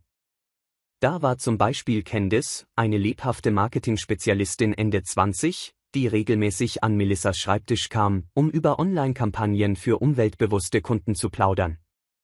Sie gab Melissa Tipps, wie man Ideen ansprechend präsentiert und mit übersichtlichen Punkten selbst simple Vorschläge optimal zur Geltung bringt. Dann war da noch Cheryl, die einen Teenager zu Hause hatte und sofort Verständnis für Melissas Lage als Alleinerziehende zeigte. Oft blieben sie ein paar Minuten länger an der Kaffeemaschine stehen und tauschten Ratschläge darüber aus, wie man mit launischen Kindern umgeht oder den Wocheneinkauf günstig gestaltet. Cheryl hatte eine leise Stärke an sich, die Melissa an ihre eigene Mutter erinnerte, trotz aller Widrigkeiten immer weitermachen.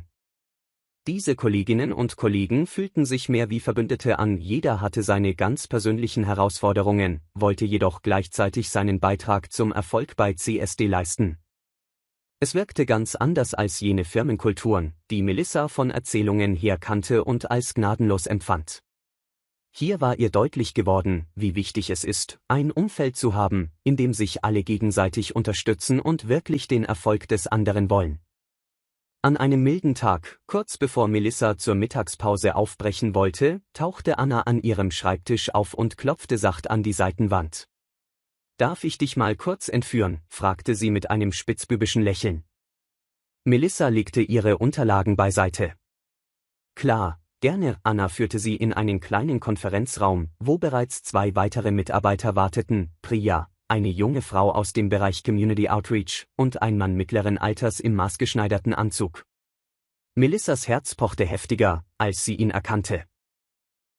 Es war Marcus Barnes, der Finanzchef, dessen ernsthaftes Auftreten sie ein wenig einschüchterte. Er hatte leicht ergrautes, zurückgekämmtes Haar und einen prüfenden Blick, der Melissa sogleich nervös machte. Marcus und Priya arbeiten an einem Vorschlag, unsere Dienstleistungen auf große Firmenkunden auszuweiten, erklärte Anna. Sie wollen herausfinden, ob wir ein höheres Auftragsvolumen stemmen können, besonders für Sammellieferungen innerhalb Manhattans. Priya winkte freundlich. Ich habe von deinen Fähigkeiten in der Routenoptimierung gehört, Melissa. Wir schauen, wie wir wachsen können, ohne unser nachhaltiges Konzept zu verwässern. Anna meinte, du könntest wertvolle Ideen haben. Melissa nickte vorsichtig, während ihr Magen flatterte. Vor dem CFO zu sprechen, war einschüchternd genug, dazu kam der Druck, auch wirklich etwas Substanzielles beizutragen. Also, soweit ich das beurteilen kann, ist unser System gut, aber wir brauchen entweder mehr Fahrer oder effizientere Einsatzpläne, um ein großes Auftragsvolumen zu bewältigen. Bekämen wir jetzt schlagartig sehr viele Bestellungen, könnten wir zu dünn aufgestellt sein, besonders zu den Stoßzeiten. Markus zog skeptisch eine Augenbraue hoch. Interessant. Und wie stellst du dir vor, Engpässe zu verhindern? Seine Stimme klang forsch, vielleicht sogar leicht zweifelnd. Melissa holte tief Luft und dachte an ihre Notizen, die sie beim Auswerten der Stoßzeiten gemacht hatte. Wir könnten kurzfristig Teilzeitfahrer einstellen, die gezielt in besonders dichten Gebieten Midtown und Financial District während der Hauptverkehrszeit liefern. So bleiben wir unserem nachhaltigen Ansatz mit E-Bikes und Hybridwagen treu, überfordern aber nicht das Kernteam, das ansonsten riesige Gebiete parallel bedienen müsste. Priyas Augen leuchteten. Damit halten wir die Lieferzeiten kurz und bleiben gleichzeitig unserem Konzept treu. Markus klopfte mit seinem Stift auf den Tisch. Teilzeitfahrer also. Dann müssen wir aber sicherstellen, dass sie ausreichend geschult und zuverlässig sind. Wir können nicht einfach irgendwelche Aushilfen anheuern. Melissa zuckte leicht mit den Schultern. Richtig. Aber vielleicht könnten wir uns mit Kurierschulen oder örtlichen Trainingsprogrammen zusammentun, um einen Pool an qualifizierten Fahrern aufzubauen, die auch unsere Firma. En Philosophy verstehen. Der Schlüssel ist, nachhaltig zu wachsen. Mustert sie einen Moment mit zusammengepressten Lippen, dann wanter sich an Anna. Klingt nachvollziehbar. Ich will eine Kalkulation der Kosten und de möglichen Ertrags sehen, aber es lohnt sich, das auszuloten, das Gespräch dauert nach ein paar Minuten, und Priya macht sich notizen. Immer, wenn Melissa etwas beisteuern konnte, tat sie snap und vorsichtig, denn Marcus worked nicht wie jemand, der Zeit verschwendet. Als das Treffen endet, haber sich, strich sein Krawat glatt und sagt, ich melde Michigan, Anna. Halb Michigan auf dem Laufenden Danik nicht der Melissa lediglich Kurs zu und verlies den Raum. Priya mit aus und grinst. Ist wirklich nicht immer so steif, ehrlich sie want sich an Melissa. Gut Ideen. Ich melde Michigan bald bei dir waren sie gegangen, klopft Anna Melissa leicht auf die Schulter. Respekt, wie du dich de Geschlagen hast. Nicht alle bleiben bei Marcus Barnes so souverän war ich nicht gerade, just an Melissa mit einem nervosen Lachen. Aber denke, dass du Michigan dazu geholt hast, unterschätzt dich nicht, erwidert Anna. Marcus mag vielleicht einschüchternd wirken, aber weiß Kompetenz zu schätzen. Mach einfach weiter so, Melissa verlies den Raum und fühlt sich gleichermaßen beflügelt und erschöpft. Es war erster direkter Einblick in die Firmenpolitik, das Austerieren zwischen Expansion und Worten.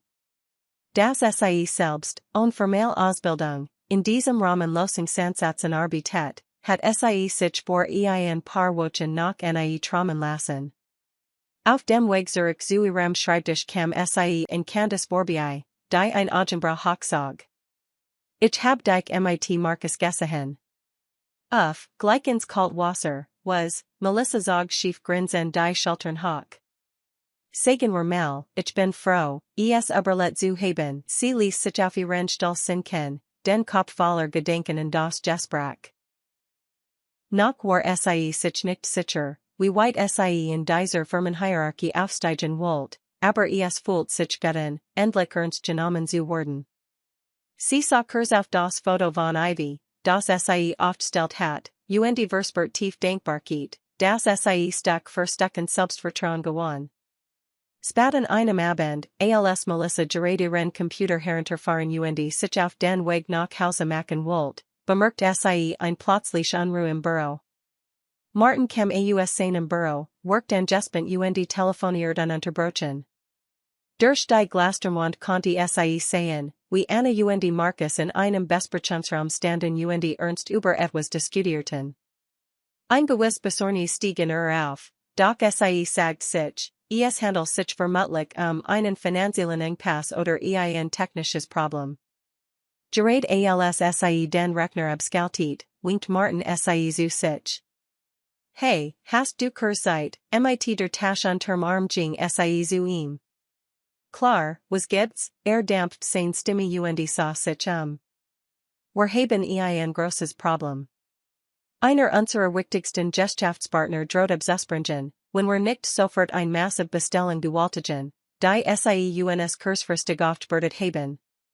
Sie behaupten, wir wären dafür nicht gerüstet und konnten die Menschen nicht rechtzeitig stemmen. Wenn sie kündigen, ist das ein herber Schlag für unseren Ruf ein kalter Schotter Lieferer den Recken hinunter. Können wir das irgendwie schaffen, Martin stopft. Sie wollen sehen, dass wir's bei Wochen lang das Depelt der üblichen Lieferungen durchziehen, unversuchungen, ohne Ausfall. Wenn uns das nicht gelingt, wechseln sie zu einem größeren Anbieter, Melissa biss sich auf die Lippe. Kopf rattert. CSD war stolz auf sorgfältige Arbeit, aber die Kapazität über Nacht zu verdoppeln, war gültig. Habt schon eine Strategie, wir versuchen, zusätzlich Fahrer zu organisieren. Ein paar Kollegen arbeiten gerade Überstunden, die Software anzupassen. Ich hatte gehofft, du konntest dir die Retemberteilung anschauen, sobald wir sie fertig haben. Du bist gut darin, praktisch Problem vorherzusagen, ein Welli aus Verantwortung und Lampenfieber durchzog sie. Doch sie wusste, dass sie nicht kneifen konnte. Klar, ich bliebte und helf mit, schnell ging sie mit Martin in den Konferenzraum, wo Anna, Markus und einige Teamleiter, einen Beamer versammelt waren. Die Stimmung war angespent, Handys klingelten, Laptops zeigten unzählige Tabellen, Simulationen und E-Mails mit der Kennzeichnung dringend. Melissa setzt sich neben Anna, die ein dankbares Lächeln zuwarf. Danke, dass du noch bleibst, flüstert sie. Die Stunden vergingen wie im Flug. Melissa konzentriert sich darauf, realistisch Pufferzeiten in die Touren einzubauen und die Spitzenlast zu den intensivsten Zeiten abzuschätzen. Sie schlug vor, bestimmt Lieferungen nach Stadtvierteln Stadtstring nach Zeitfenstern zu bundeln, unnötige Strecken zu vermeiden. Einmal bemerkt sie, dass die Software ein Parade am Feiertag nicht eingerechnet hat, was etliche Straßensperrungen bedeutet. Handischer ganzt sie Desinformation, ein einziger Fehler hat die Gesamtplanung zu Meinsters bringen können. Markus trat gelegentlich in ihren Tisch und stellt Abfragen. Obwohl meist fordernd klang, war sein Interesse. Jedes Mal, wenn sie ein logisches Problem erläutert und sich dabei auf ihr Kellnerin Erfahrungen bezog, nickte mit ernster Mien. Auch wenn selten Lob ausbrach, spürt sie eine gewisse Anerkennung. Mitternacht hierum hatten sie einen groben Plan, wie die Haut Auslastung zu meistern war. Anna reibt sich gonnen die Augen, bedankt sich aber bei Melissa für durchelte Vermigen. Hoffen wir, dass es in der Praxis klappt, Martin begleitet Melissa nach zum Aufzug, beid gonten sie mjud. Du hast uns sehr geholfen, sagt der Leis. Ob das dem Kunden reicht, wissen wir nicht, aber wir haben jetzt immerhin ein Chance, Melissa lächelt matt. Hoffentlich bricht nicht alles nach 3 Tagen zusammen, grinst ein bisschen schief. Genau den Einstellung ALSSIE in die Cool Nacht Hinaustrat, sa SIE, das SIE Mareri verpasst Anruf von Rebecca hat. Herr Schlug schneller.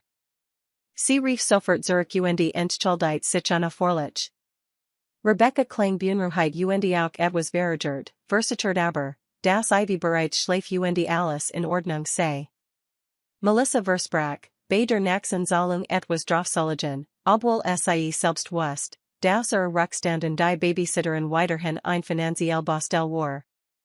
Während sie danach Richtung U-Bahn lief, dacht sie in das gefahrlich Gleichgewicht, das sie versucht zu halten, in ihrem neuen Job alles geben, Ivy versorgen und nebenbei irgendwie die Rahmung abwenden.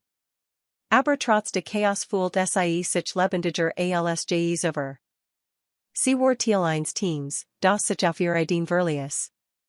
Sie hat das Gefühl, dass ihr Bemühungen sie wirklich voranbrachten, Leid zu einem Leben, das sie und Ivy verdienten. Sie sagt sich, jeder bedeutend Weg sei mit Risiken gepflastert. Und sie hofft, dass sie den Großkunden halten wird und sie selbst bald einen Schritt nachher waren der Stabilität, die sie Ivy wünscht. Doch ein Garantie dafür gabi es nicht, und die kommenden Tage werden sehen, was wirklich in und dem gesamten Team steckt. Montagmorgen brach bei Cooper Sustainable Deliveries mit einem Stürme us Chaosen. Der Plan, den Melissa, Martin und das Nachteam über Ausstarbeit hatten, wird nun in der Praxis getestet und bracht alle in ihr Grenzen. Melissa hastet ins Büro, in der einen Hand einen Kaffeebecher, in der anderen ein Tut mit Gebäck. Schon beim Betreten spürt sie die angespannte Stimmung. Martin stand vor dem großen Operationsboard, auf dem farbkodiert Karten und Lieferten aufgelist waren. Runzelt die Stern, während die Aufgaben für den Tag aktualisiert.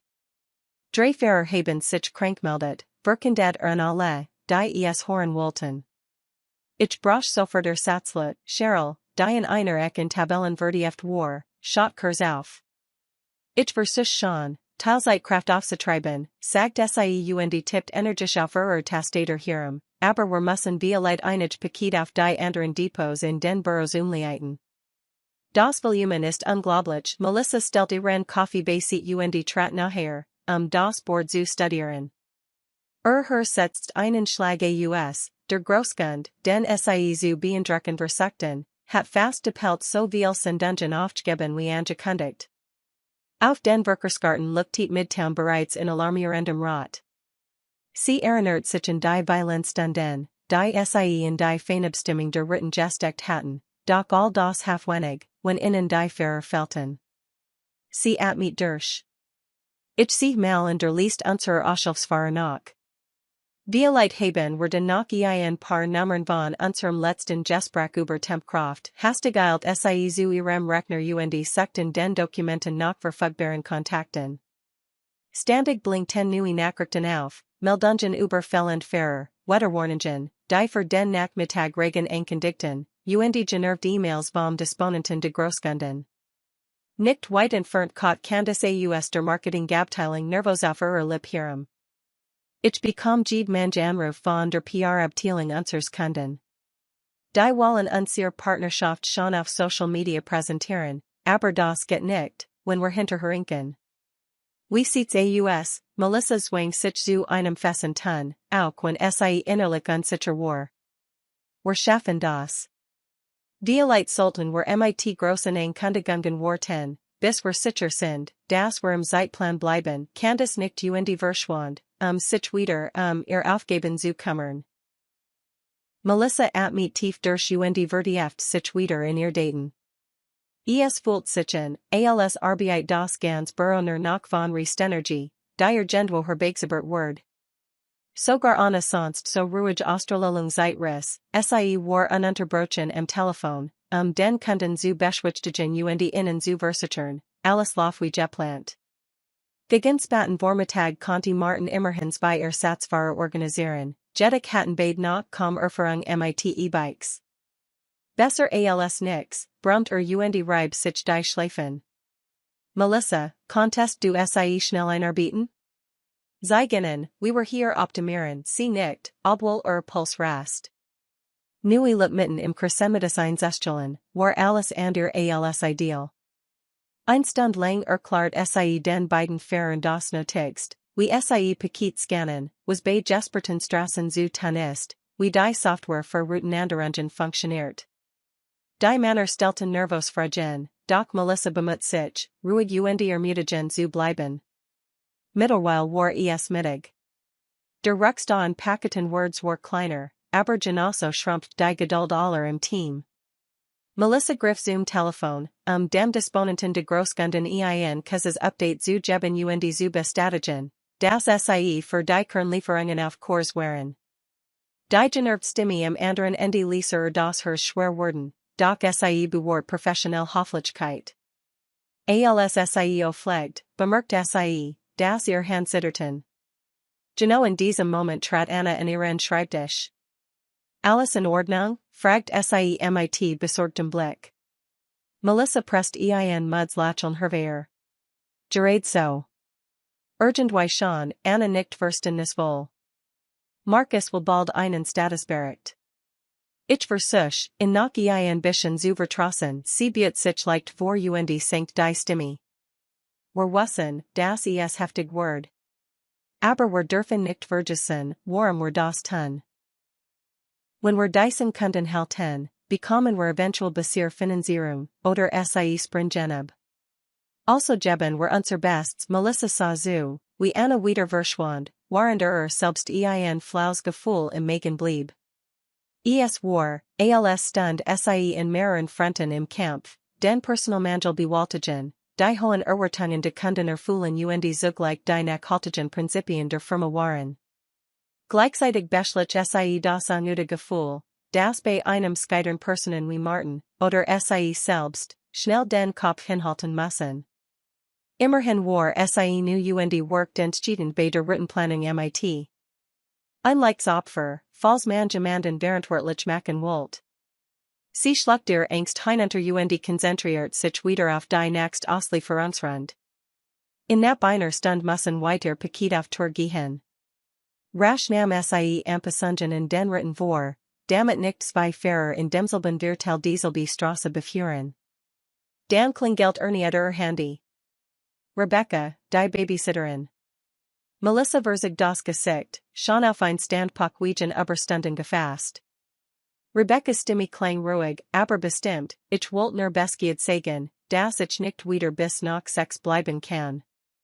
Ich habe eigen Verpflichtungen, Melissa, mit einem Seitenblick auf die Uhr, es war weit nachmittag und das Ende de Chaos war nicht abzusehen, schluckt Melissa.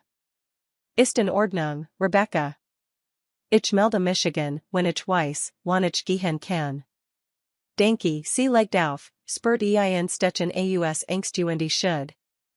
Ivy braucht sie, aber zugleich fordert der Job sie vollständig. Zwischen all dem fühlt sie sich zerrissen. Doch ofteben kam nicht in Frage. Gegen Spatnachmittag war der letzte Schwung in Lieferungen endlich auf dem Weg. Die Flotten aufgeben war damit nicht weg, doch das Schlimmste für den Tag überstanden, so dass Melissa Kurz durchman konnte. Sie und Martin tauschten einen Blick, in dem sich Erschöpfung und Erleiderung miskten. Der erste Tag dieser Mammutaufgabe war geschafft, zumindest fürs Erste. Nach Legion viel vorinnen. Trotzdem klammert sich Melissa in die Hoffnung, dass jeder klein Fortschritt sie einen Schritt nachher bracht, den Großkunden zufrieden zustellen. Die folgenden Tage verschwommen zu einem Wirbel aus frohem Ausstehen und Spaten Feierbenden. Das Problem mit dem Großkunden hielten, täglich kamen neue Herausforderungen dazu. Die Liefermengen blieben schwindelerregend hoch und stellten sämtliche Strategien von CSD auf die Probe. Dennoch sah Melissa kleiner Fall im Chaos, fairer, die mit jeder Tour sicher wurden, oder Martins Optimierungen, die Lieferzeiten merklich verkürzen. Das Team recht zusammen und ließ sich von der gemeinsamen Aufgabe beführen. An einem Abend schafft es Melissa tatsächlich, halbwegs pünktlich das Büro zu verlassen. Mit und mit Schmerzenden Fussen erreicht sie ihr Apartment in Brooklyn. Kopf war Rittenplan und verpasster Anruf von Rebecca. Das Flirlicht flackert wieder unheilvoll, wie immer. Ein verrückter Gegensatz zu den Hightech-Lösungen im Büro, dacht sie. In der Wohnung fand sie Ivy hellwach vor, obwohl es längst Schlafenszeit war. Das Mädchen blattert in einem zerfledderten Bilderbuch. Mama, rief Ivy und sprang auf, Melissa in den Beinen zu umarmen. Ich hab dich vermisst, ein stechens Gefühl der Schiedbreitet sich in Melissa aus ich dich auch, mein Schatz, sie hab Ivy hoch und druckt sie fest in sich. Aber warum bist du noch wach, Ivy verzig das Gesicht. Ich hat Angst. Im Fleur ist es laut, und manchmal hör ich komisch Geräusch Melissa gaber einen Kuss auf die Stirn. Sie west die dunnen Wanda und gelegentlich rippelhaft nachbarn. Es tut mir leid, Kleins. Ich bring dich jetzt ins Bett. Und morgen lees ich dir ein Gutnacht gesticht vor, wenn ich heimkomme. Ein Stimme aus dem Wohnzimmer ließ sie aufschrecken. Rebecca stand in der Fensterbank, die Handtasche schon umhängt. Ich wollte dich gerade nochmal anrufen, Melissa, es ist schon fast 10, stammelt Melissa und setzt Ivy ab, die sie Zoom-Sonneputzen schickt. Tut mir so leid. Wir hatten wieder ein Problem bei der Arbeit. Ich bezahl dich naderlich für die zusätzlichen Stunden, spätestens am Wochenende. Rebecca suffst, workt aber nicht völlig unversöhnlich. Schon gut. Aber bit gib mir her beskied, wenn's wieder so spout word damit ging sie, und Melissa war erlichtert, das es nicht zum Streit eskaliert war. Später, als Ivy schlief, ließ Melissa sich erstopft auf Sofa sinken. Blick fiel auf die ungeöffnet Post auf dem Couchtisch. Darunter lag, halbverdicht von Werbung, immer noch die Kündigungsannonung. Zwar hat sie einen Teil der Miet inzwischen begleichen können, doch damit nur etwas mehr Zeit kauft. Wenn sie den Rückstand nicht bald ausglich, war der Rauswurf unvermeidlich. Und neue Wohnungen in New York waren kaum bezahlbar. Ein leises Klopfen in der Tür riss sie aus den Gedanken. Dieser Zeit kam normalerweise niemand, es sei denn, es war etwas Dringens. Durch den Türspion sah sie Mr. Phillips, ihren Vermieter, ein grosser Mann die sexig mit strengem Gesichtsausdruck. Megan zog sich zusammen. Zagend auf nicht sie einen Spalt. Guten Abend, Mr. Phillips. Was gibt's, Rospert sich. Können wir kurz über den Mietruckstand reden, Sie ließen hinein. Der Lichtschein aus dem Fleur fiel hart auf sein Zug, in denen sich Ungeduld abzeichnet. Ich habe immer noch nicht genug Geld beisammen, just an sie mit bebender Stimme. Aber ich habe ein bisschen still gefunden und Arbeit dran, hab die Hand. Ich war dir schon länger entgegenkommend, Melissa. Aber ich habe auch Verpflichtungen. Die Hypothek für Diocese Gebod zahlt sich nicht von selbst. Wenn du bis Monatsend nicht die Wahl hast, muss ich dich wirklich kündigen, sie rang nach Fassung. Versti. Ich Tuesday, was ich kann nicht kurs, blieb aber unnachgiebig. Ich brauch greifbar Ergebnis. Sonst war das Apartment nu vermietet. Ich kann nicht warten mit zugeschnittener Kelle Versprach sie, sich schnellstmöglich zu melden, dann schloss sie die Tür hinter ihm.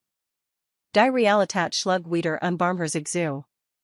In der Firma kämpft sie gegen den Druck de Grossauftrags, und zu Hause war die Drohend obdachlosigkeit.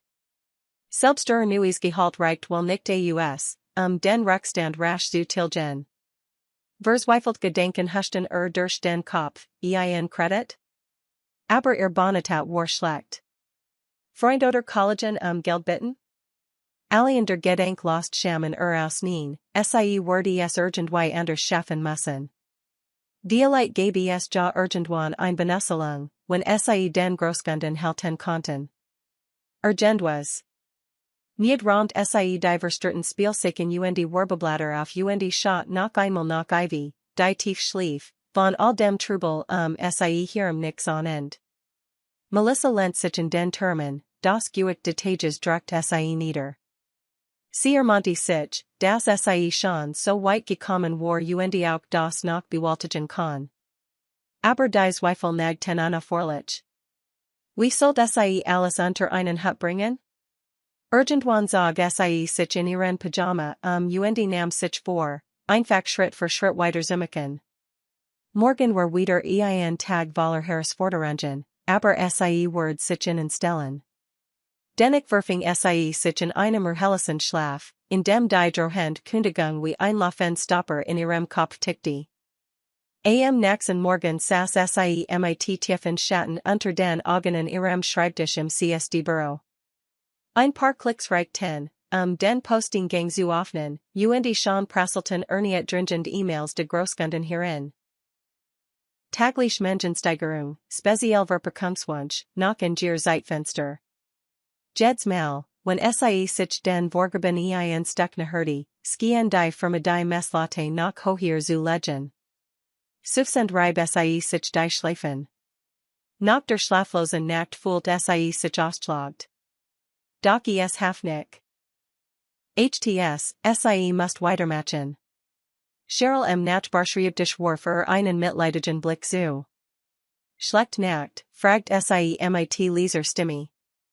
Du ahnst es nicht, enkenit Melissa mit einem gequälten Lächeln. Wir versuchen hier, es dem Kunden recht zu machen, und zu Hause hängt mir der Vermieter im Nacken mitfühlend verzig Cheryl das Gesicht. Das tut mir leid. Wenn ich was tun kann, denke, wirklich. Aber das muss ich wohl selbst regeln. Dieleit frage ich nach einem Vorschuss, meint Melissa zögernd. Ist ein weiter Weg, aber ich hab kein groß Wohl, wie die Chefs, oder speziell Marcus, wohl auf so ein bit reagieren worden, war ungewiss. Beaver Cheryl etwas erwidern konnte, rief Martin schon von weiter hinten, Melissa, in den Konferenzraum, sofort, also schnappte sie ihren Notizblock und versucht, die Aufkommende Nervosität zu unterdrücken. Sie folgt Cheryl und anderen Kolleg innen in den Raum, wo Anna bereits auf ihr Handy starrut, die Kiefer angespent. Marcus stand mit verschränkten Armen vor dem Tisch, das Gesicht in finsterem Ernst. Und den Ben sah Melissa zum ersten Mal offiziell Jeremy Cooper, Jennys Gesicht, das sie einst in der Bahn gesehen hat. Setzt einen Schlag aus. Workt genauso gelassen wie damals auf der U-Bahn, trug jedigt jetzt ein elegantes Sacco, und in seinen grünen Augen blitzt Konzentration. Trotz der angespannten Atmosphäre nickt höflich zu, und für einen kurzen Moment spiegelt sich in seinem Blick ein Wiedererkennen. Melissa spürt, wie Puls schneller schlug, und wand hastig den Blick ab. Marcus räuspert sich. Also, Lut. Die Leid hat sich zugespitzt. Unser Großkund will weiter beweis, das wir dauerhaft ein hohes Volumen liefern können, Verspätungen. Sie drohen, abzuspringen, wenn wir ihnen nicht garantieren, bestimmt Paket nach im selben Tag auszuliefern, unglaubliches Rahmenjing durch den Raum, selbst Anna war sichtbar betroffen. Am selben Tag? Vor allem in den äußeren Bezirken wird das richtig schwierig, das ist ihr Forderung, sagt Jeremy mit ruhiger, aber fester Stimme. Und wenn wir das nicht schaffen, war's das. Wir werden nicht nur diesen Kunden verlieren, sondern auch potenziell Investoren abschrecken, die unser Engagement bei genau diesem Deal beobachten. Melissa schluckt hart. Es fühlt sich unwirklich an, vor stand der Mann, der einst wortlos Trost gestient hat, doch jetzt ging es riesige Unternehmensentscheidungen, und sie sollt deren mitwirken. Sie zwang sich auf die Diskussion zu konzentrieren. Martin trat vor einen der Wand befestigt Karte. Unsere Fahrer sind schon am Limit. Die Überstunden explodieren. Neue Lut zu finden dort. Ich wusste nicht, wie wir gleichentaglich verungen in der gesamten Stadt garantieren sollen, Bettertins Schweigen macht sich breit. Melissa bemerkt, wie Jeremy Kurz die Stirn runzelt. Erskien zugleich beherrscht und besorgt. Schleislich sagt langsam, wir brauchen frisch Ideen. Etwas, das zu unserem Konzept passt und trotzdem diesen Anforderungen gerecht wird, getrieben von einem plötzlichen Anflug von Mut Ergriff Melissa das Wort.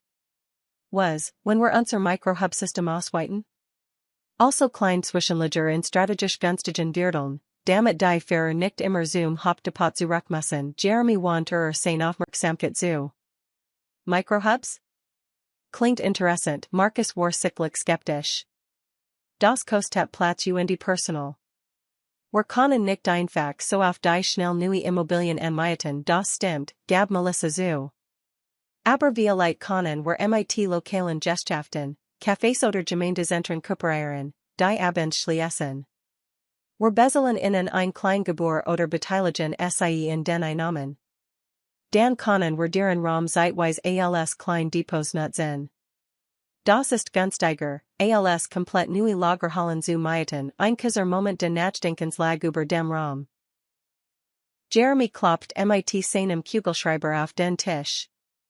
Wir können das natürlich nicht sofort überall umsetzen, aber wenn wir dem Kunden sagen, dass wir dieses skalierbar Modell entwickeln, geben sie uns vielleicht ein Nebenfrist, Markus mustert Melissa jetzt intensiver. Das könnte funktionieren, wenn wir schnell zumindest einen Pilotversuch starten. Seitdem wir kaum nicht und wischt auf ihrem Handy hirem. Ich kann gleich mal unser Kontakt durchforsten. Dialeit kennt jemand Raumlichkeiten oder Lut, die kurzfristig mitmachen, Jeremy schenkt der Rund ein angespantes, aber dennoch aufrichtiges Lächeln. Gut. Dan legen wir los.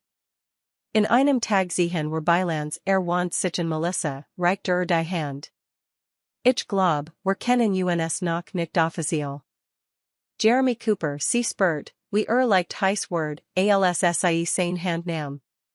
Melissa Roberts. Fruit Michigan, sie, offiziell kennenzulernen, in seinen Augen flackert ein Hoch von Belustigung. Ganz meinerseits.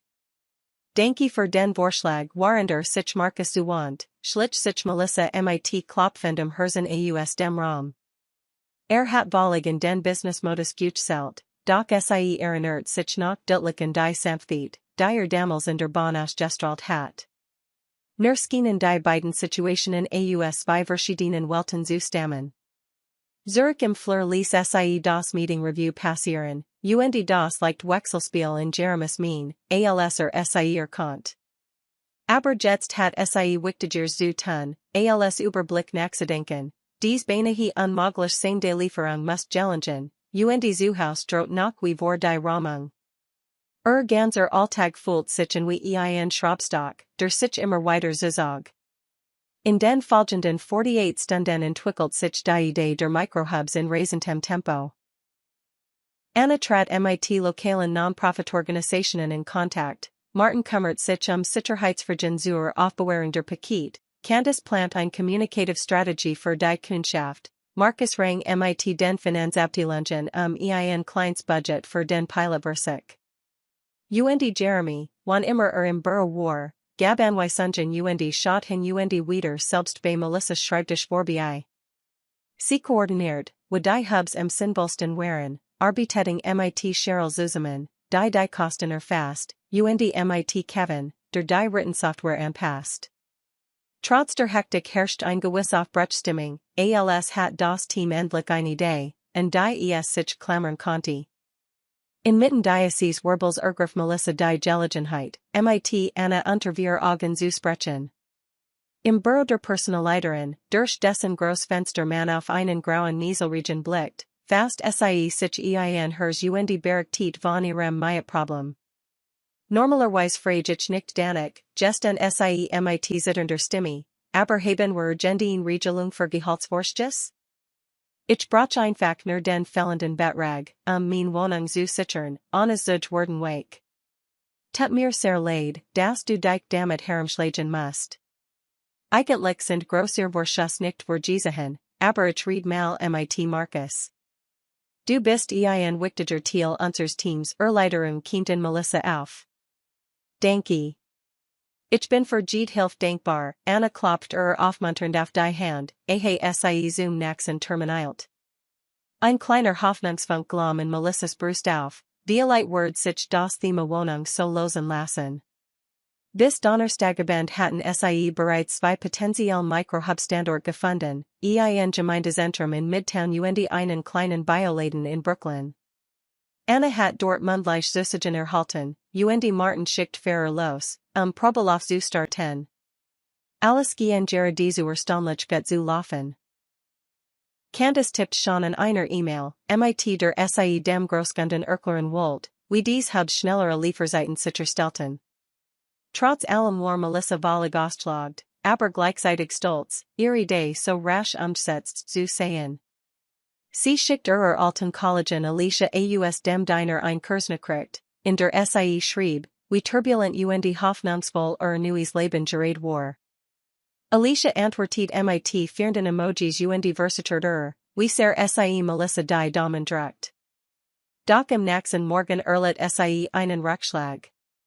In ihrem Posting ging lag ein Nap-E-Mail von Marcus, gehaltvorsches nicht möglich laut Firmenrichtlinien, Botschgefühl sagte in den Keller, also doch kein Ausnahmen.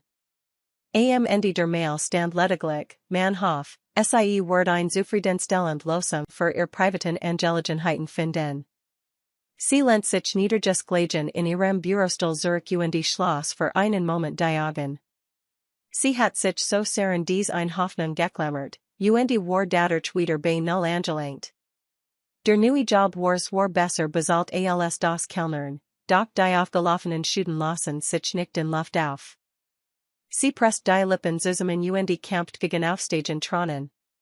Cheryl, die niedergeschlagen Mien bemerkt, trat leisen sie heran.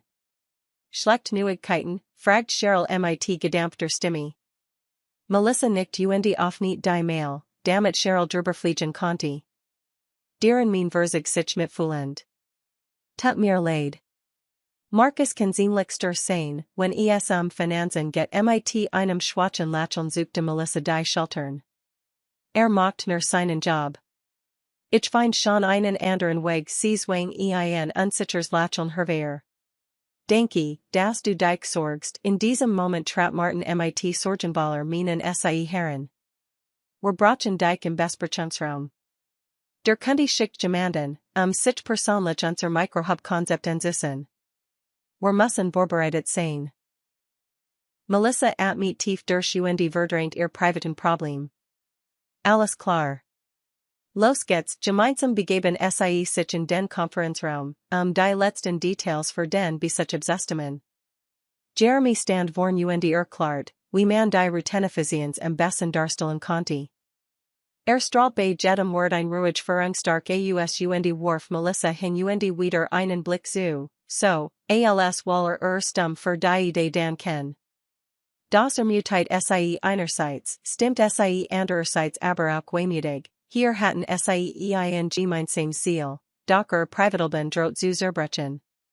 Etwa ein Stund später traf die vertreterende Kunden ein großgewachsen Frau mit scharfem Blick namens Danielle.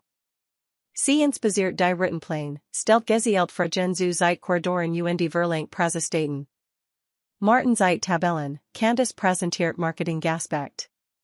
Melissa erläutert, wie man durch Lieferungen, die pro Virtelzusammenfasst werden, Verzogerungen und CO2 Ausstoß reduzieren konnte. Danielle notiert sich manches, hin und wieder hab sie skeptisch ein Augenbrau. Neutraler Ausdruck ließ nicht erkennen, was sie von allem hielt. Nach der Präsentation verabschiedet sich Danielle hoffentlich und erklärt, sie wird ihr Erkenntnis in ihr Vorgesetzten weiterleiten. Kaum war sie gegangen, mit das Gesamtteam erleichtert auf. Von diesem Moment an lag alles in den Händen der Kunden. Die Anspannung hielten, waren Jeremy dem Team für die Gelastete Arbeit denkt und dann einen Moment mit Melissa unter wir Augen sprach. Das war beeindruckend, sagt leise. Den Mikrohubide tragt hier das ganz Konzept Melissa erinnert sich schmerzhaft in ihr Sorgen zu Hause. Ich bin froh, helfen zu können, mustert sie genauer, sein grünen Augen wirkten besorgt. Du siehst angespannt aus ist alles in Ordnung, sie sagt. Eigentlich kann ten sie sich kaum, abgesehen von diesem einen Moment in der U-Bahn. Und in dieser beruflichen Umgebungsgehen ein Geständnis über ihr Geldnot gewagt. Nur privat Dinge, sagt sie leise. Jeremy nickt, nachzuhaken. Falls du reden möchtest, mein Terstedt offen. Ernsthaft, sie bracht ein Zagafs Lacheln Zustand, hin und hergerissen zwischen Dankbarkeit und dem Gefühl, sei ja schleißlich Chef, wenn auch ein außertewöhnlich freundlicher. Danke, nickt noch einmal, beaver Jing. Zurück im Konferenzraum lehnt sich Melissa gegen die Wand und war tiet, bis sich ihr Gefühle wieder beruhigt hatten. Immerhin konnten sie vorerst einen Teilerfolg verbuchen, der Kunde war interessiert in den Microhubs.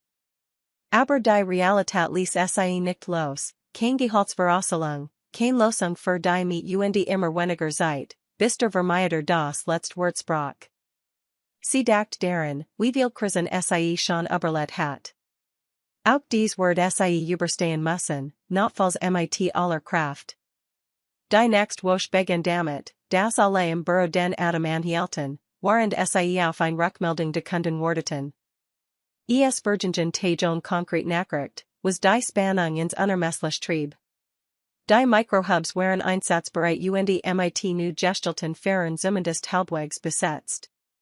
Melissa wechselt zwischen dem ständigen Neuschreiben von Routenplänen und dem nervosen Aktualisieren ihres Postingangs. Jeden Morgen hofft sie auf ein Mail, in der stand, dass man sich endgültig für ihr Konzept entschieden hat. An einem klaren Mittwochnachmittag entdeckt sie dann endlich ein E-Mail mit dem Betreff Vertraulich von der Kundenvertreterin Danielle. Herz klopft wild, als sie auf nicht, und ein Breits Lächeln glitt über Gesicht. Der Kunde war bereit, die Microhubs 2 Wochen lang im Probebetrieb zu testen. Wenn CSD in diesem Zeitraum die Lieferung pünktlich und zuverlässig gestellt, wird der Vertrag verlängert. Lang nachzudenken sprang sie vom Stuhl auf und stieß einen kleinen Freudenschrei aus Cheryl, die gerade vorbeikam, blieb erstaunt stehen. Was ist denn los? Melissa winkt sie heran und seit die E-Mail. Sie haben ja gesagt. Zweiwager Test, und wenn wir das schaffen, haben wir den Deal. Cheryl's Augen begannen zu leuchten, und sie schloss Melissa kurz in die Arm. Das ist ja großartig. Du hast das echt hinkriegt, dein Microhub, schnell sprach es sich im Büro herum, und ein Strom von Erleiderung und Jubelging durch alle Abteilungen. Martin mott sich sofort daran, die Logistikpläne zu überprüfen, Candice formuliert erste Entwurf für eine öffentliche Bekanntmachung, und Anna informiert mit strahlender Mien Jeremy und Marcus über die Neuigkeiten. Dieser Sieg, so vorläufiger auch war, fühlt sich für CSD wie ein Siegen in, ein Lichtstrahl in einer unsicheren Zeit. Kurz darauf erschien Jeremy zusammen mit Anna, beide strahlten. Reicht Melissa die Hand. Gratulation. Und eine Idee war das alles nicht möglich gewesen. Jetzt müssen wir nur noch beweisen, dass wir unser Versprechen halten können. Melissa war erfüllt von Stolz. Danke, dass mir das zugetraut habt. Ich Tuesday alles, was ich kann, damit es klappt, Anna klatschte in die Hand. Das müssen wir führen, vielleicht erst, wenn wir sicher sind, dass wir das Pensum wirklich schaffen, neckte sie und zwinkert Melissa zu. Aber wir kriegen das hin als die Kollegen sich wieder in ihr Plätze begeben, verspürt Melissa eine Entschlossenheit. Der Druck war immens, aber endlich gab es ein Perspektiv auf Erfolg statt nur Angst vor dem Scheitern. Sollte der Deal dauerhaft Zustand kommen, wird das nicht nur die Firma, sondern auch ihr eigen Zukunft verändern, vielleicht doch mehr finanzielle Sicherheit, endlich die Schulden zu begleichen und ein besseres Zuhause zu bauten. Dr. Tag hielt weiter Windungen bereit. Die Mittagszeit bekam sie ein SMS von Mr. Phillips, ihrem Vermieter, brach HUT Neuigkeiten oder ich leite die Ramung ein des Schonungslos Kurs ließer das Hers zusammenziehen. Sie hat sich mehr Zeit erhofft oder wenigstens einen glücklichen Zufall, etwa einen Vorschuss. Aber in dieser Hinsicht hat sich nichts ergeben. Sie schluckte ihr Furcht herunter und schrieb zurück, Brosch nach etwas Zeit. Ich kann bis nächsten Freitag einen größeren Teil zahlen einriskantes Versprechen, weil Sparts noch immer gering war und der Lebensunterhalt in Brooklyn stedig teuer word. Wenigstens stand bald der nächst Gehaltschecken, die Leid auch etwas mehr Dank überstunden. Sollt der Probelauf erfolgreich sein, hofft sie sogar auf ein Gehaltserhöhung oder einen Bonus, die Rückstand auszugleichen. Entschlossen stand sie auf und ging zu Annas Büro. Sie schilderte noch einmal die Lage, diesmal mit der Zesspitzung, dass Mr. Phillips bereits die Rahmung vorbereitet. Ich weiß, Marcus hat ihn zu dem Vorschuss gesagt, sagt sie sogerlich, aber vielleicht war eine Art Firmendarlehen oder Überstunden Auszahlung denkbar? Ich bin echt mit dem Recken zur Wand, Anna sah sie mitfühlenden, Walt die Wort jedig behutsam. Marcus ist de wirklich streng.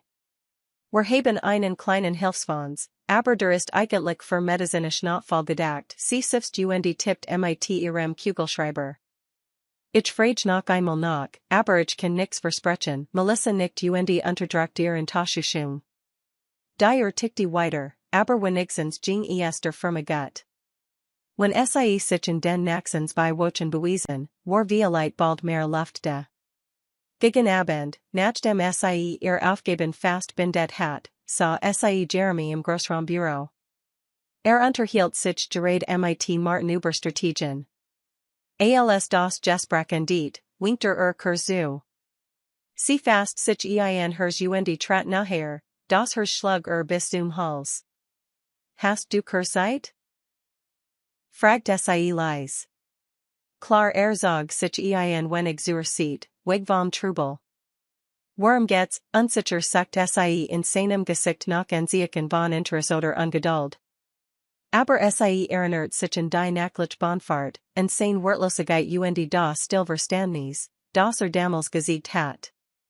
Ich wollte Michigan einfach bedenken, dafür, dass ich hier arbeiten darf. Ich weiß, ich hab Michigan ganz normal beworben, aber trotzdem.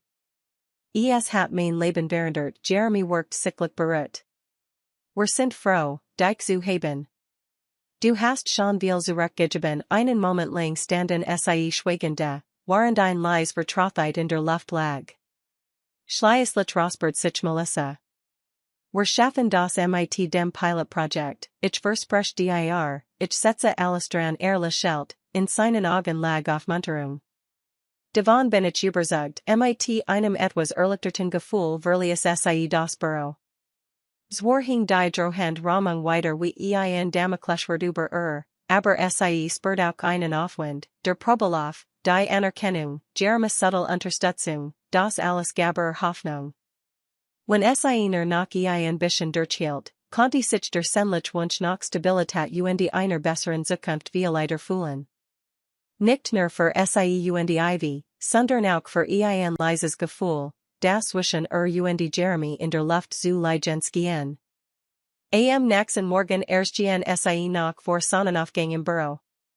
Der Himmel skimmert in zarten rosa und Orangetten, während sie sich innerlich rustet für den Zweiwochen Probelauf, der über das Schicksal von Cooper Sustainable Deliveries und damit auch über entschieden word.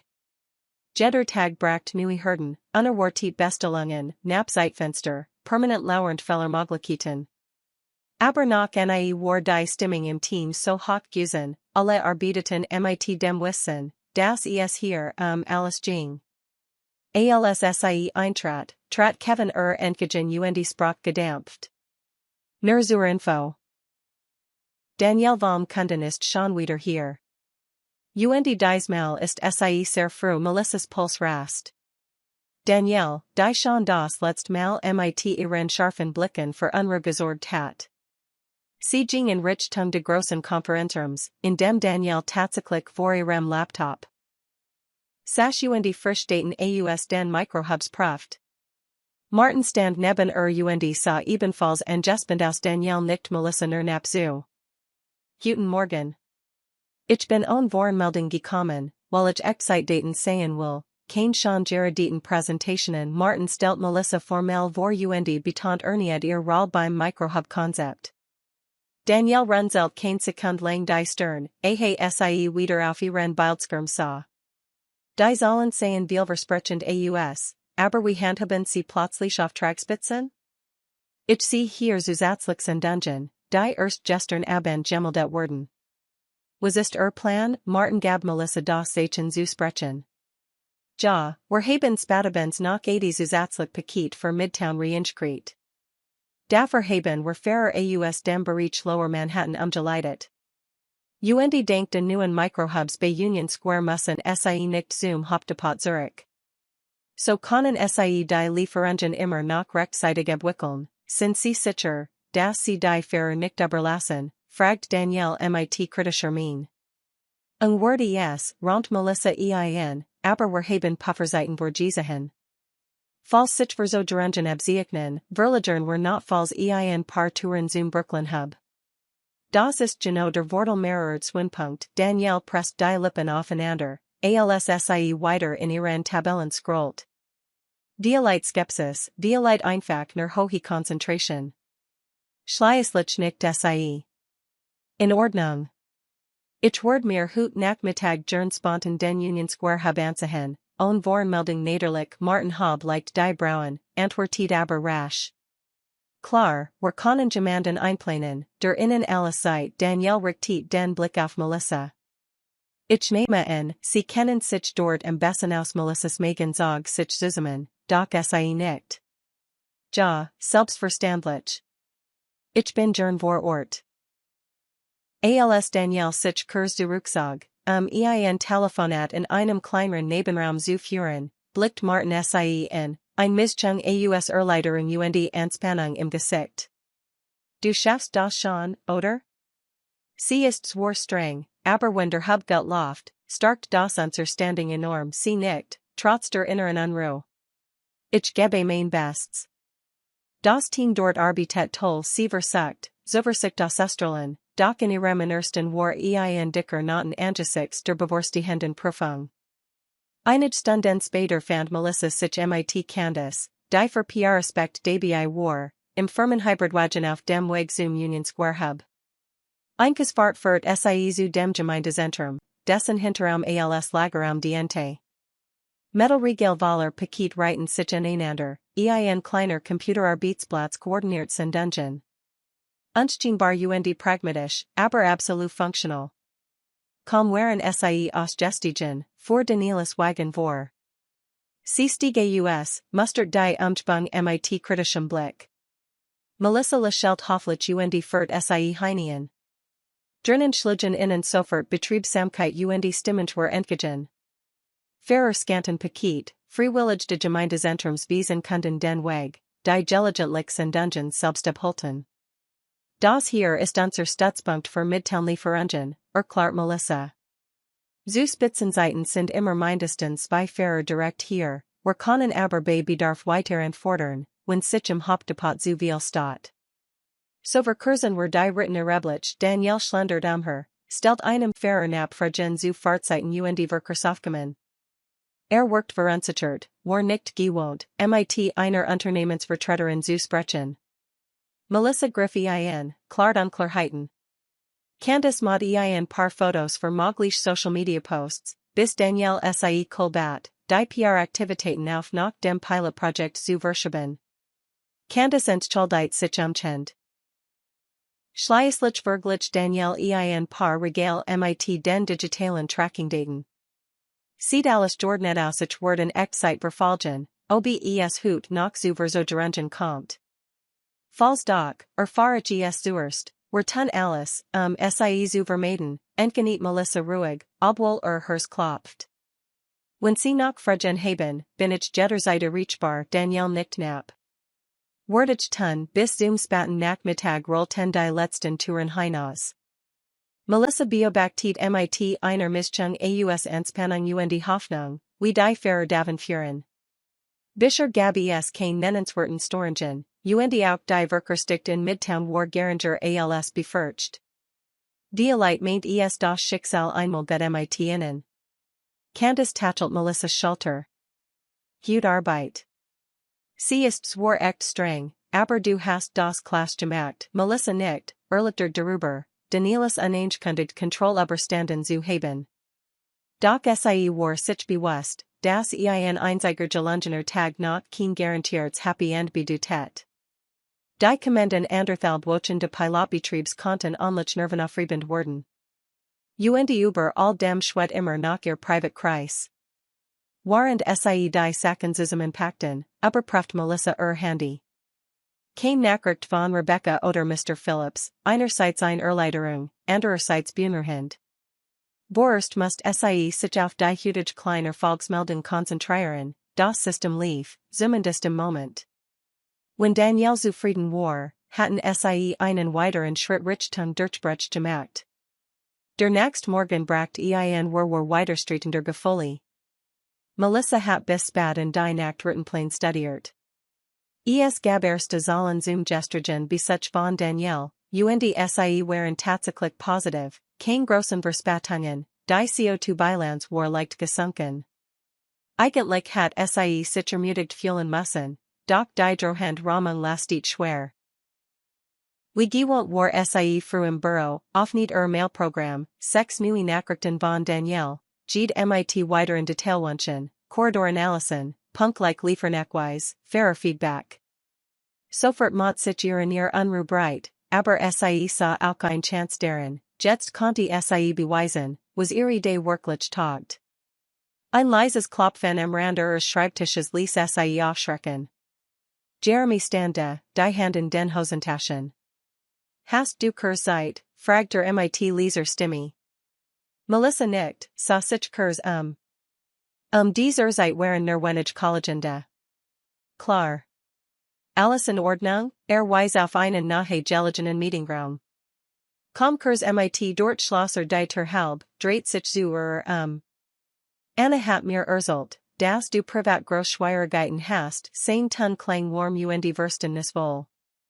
Ich wollte nur sagen, wenn du Hilfe brauchst, horch dir zu.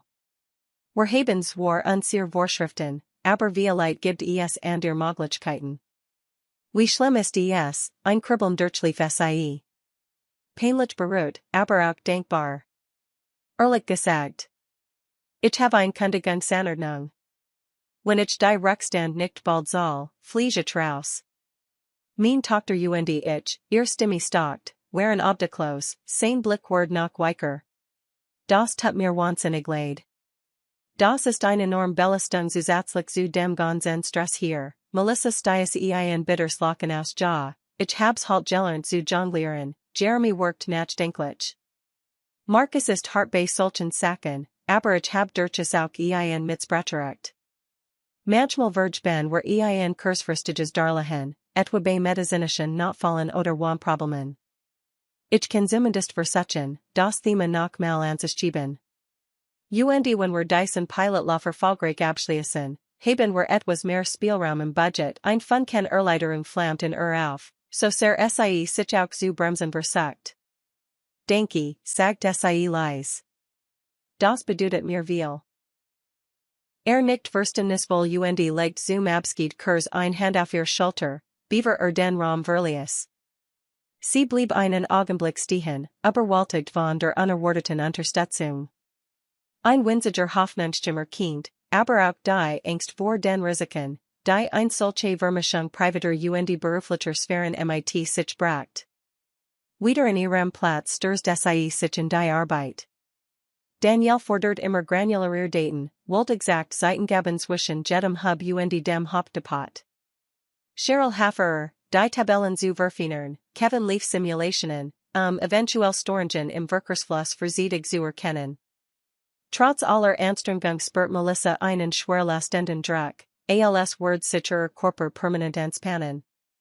Zumindest liefen die ersten beiden Tage de Pilotbetriebs rund. Die Fahrer meldeten sich mit wenig Klagen, einige waren sogar begeistert von den Microhubs, die innenlang Fahrstrecken sparten. Anna und Martin huschten durch die Büros, lobten die schnell Anpassungsfähigkeit de Teams und Sprachen mit zu.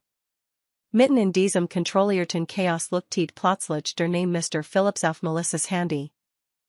Stock der Atem, und sie trat rasch bei Seat, das Gespräch anzunehmen. Hallo, seine Stimme klang eisig. Ich hab den Nachricht. Du wolltest mir heute einen Plan vorlegen. hast du in, Melissus Megan krampft sich zusammen. Ich arbeite dran. Mein beruflich Lage hat sich verbessert, aber ich brauche noch, vielleicht noch ein oder zwei Wochen, sagt sie, die Stimme bemüht, ruhig zu bleiben. Schnauft verächtlich. Noch ein oder zwei Wochen? Das ist ein Geschaft, Melissa. Ich kann dich nicht umsonst wohnen lassen, sie bis die Sonne zusammen und sucht nach Gelassenheit. Ich kann Ihnen nächsten Freitag einen Teilbetrag zahlen und den Rest Kurs darauf. Mehr geht nicht. Ich verspreche, dass Sie Ihr Geld bekommen. Ich? Ihr Stimme stockt, und einen Moment lang herrscht eisiges Schweigen. Schließlich suffst Mr. Phillips. Also gut, aber das war's dann. Wenn du bis dahin nicht zahlst, lete ich die Ramung ein. Verstanden, sie bedenkt sich leicht und legt auf, das Hers packte bis zum Hals. Nächsten Freitag war gerade mal ein paar Tage entfernt. Wenn Jeremy Marcus nicht überzeugen konnte, Argentine Art Vorschuss oder Darlehen zu gewähren, blieben keine Optionen mehr. Der Rest des Tages verging wie im Nebel. Sie beantwortet Daniela's E-Mails, koordiniert für und Meister Kursverständigen im Zeitplan. Bis zum Abend war sie völlig ausgelaugt. Trotzdem blieb sie länger, die Bericht für den nächsten Morgen dreifach zu prüfen. Die Verantwortung lastet schwer auf ihren Schultern. Jetzt, mitten in der Testphase, dürft sie ihr Firma nicht im Stich lassen. Als sie das Gebot endlich verließ, dacht sie in Jeremies Versprechen, etwas zu unternehmen. Ein Teil von hat Angst, konnte sie als Bittstellerin betrachten. Doch ein größerer Teil klammert sich in die Hoffnung, dies mal nicht ganz allen mit ihren Sorgen desesten. Am Freitagmorgen klingelt der Wecker schon 5 und riss sie aus unruhigem Schlaf. Sie war erst weit nach Mitternacht ins Bett gekommen, nachdem sie stundenlang Tabellen durchforstet und Routenprognosen erstellt hat. Ihr Muskeln waren angespannt, das Hers hämmert. Noch genau 7 Tage bis zur Frist der Vermeiders. Sie wünscht, sie konnte die Zeit anhalten, alles in Ruhe zu regeln. Leicht schlich sie in Ives kleinem Zimmer vorbei und sah, wie ihr Tochter mit ihrem Lieblingsstoffhäsen fest umklammert schlief. Ein schmerzhaftes Gefühl überkam sie bei dem Gedanken, aus diesem Zuhaus reißen zu müssen, falls es zur Ramung kam. Sie versucht, das Bild aus ihrem Kopf zu verbannen, zog sich raschen und macht sich auf den Weg zur Bahn. Im Büro sah sie Martin schon über dem großen Whiteboard stehen, auf dem die Fahrplan notiert waren. Kritzelt gerade neue Schichtzeiten ein. Kaum hörte sie sich, rund wir haben ein Problem, sie straft die Schultern. Was ist passiert? Weist auf eine Ansammlung von Ritten, hauptsächlich in Downtown Manhattan. Drei Fahrer haben einen Notfall in der Familie. Sie fallen aus, wir können sie nicht so unweiters ersetzen, weil Wonders auch kaum Kapazitäten frei sind, sie traten das Board und mustert die farbkodierten Linien. Dialite können wir die Paket auf den Microhub in Brooklyn verlagern, aber dann sind die Fahrer dort überlegt sie schnell. Und Danielle schott hut Nachmittag wieder nach dem aktuellen Stand. Wenn wir in Verzig geraten, sieht sie das sofort in Echtzeit, Martin nicht müde, in seinen Augen lag Erschöpfung. Zu sagen macht Melissa einen Vorschlag, wir holen alle Teilzeit Leute, die irgendwie können, auch wenn sie noch nicht alle Ablauf kennen. Ich erkläre ihnen notfalls die Ritten im Schnelldurchlauf für die Morgenschicht. Irgendwie halten wir den Zeitplan zusammen, reicht einliest. Ja, los. Wir müssen das sofort regeln, der Vormittag verging in einem Wirbel aus panischen Telefonaten, Einweisungen und ständigen Änderungen. Man spürt die Anspannung im ganzen Büro. Cheryl kümmert sich fragen neuer Fahrer zu deren Bezahlung, Kevin versucht, die Software im Schnellverfahren zu programmieren, was aufgrund vieler manueller Eingriff ständig Fehlercodes verursacht. Melissa sprang von einem Bildschirm zum nächsten, von einem Anruf zum nächsten und fühlt sich, als balanciert sie brennend Fackeln. Bis zur Mittagszeit war die Lage kaum besser geworden. Danielis emails und Anruf Trittleton in Regelmassagen abstanden ein, Jeds mal Wolt sie wissen, wie die Auslieferung Candace schrieb Melissa, das sich das PR-Team de Kundensorgen den Pilotlaufmat. Angeblich kursierten online direkt, CSDC Kursform Zusammenbrech wegen Überlastung. Bei dem Gedenken schnürt sich Melissa der Magen zu, ein Feltrit, und der Deal Conti Platzen. Als were das nicht genig, piepst eine Erinnerung auf ihrem Handy, und diesem Abend hat sie ein Elternsprach in Ivis Schule, zu dem sie unbedingt gehen wollt. Sie hat es Ivy Versprechen. Trotz de Crescenmidas im Büro Gabi es Keen Zurich. Sie gab Martin und Cheryl letzt Anweisungen für die verbleibenden Auslieferungen und Ranti Regelrecht aus dem Büro, Versprach aber, sich nach dem Termin wieder zu melden. In der Schule hetzt sie durch die Bunt gestrichenen Flur bis zum Klassenzimmer.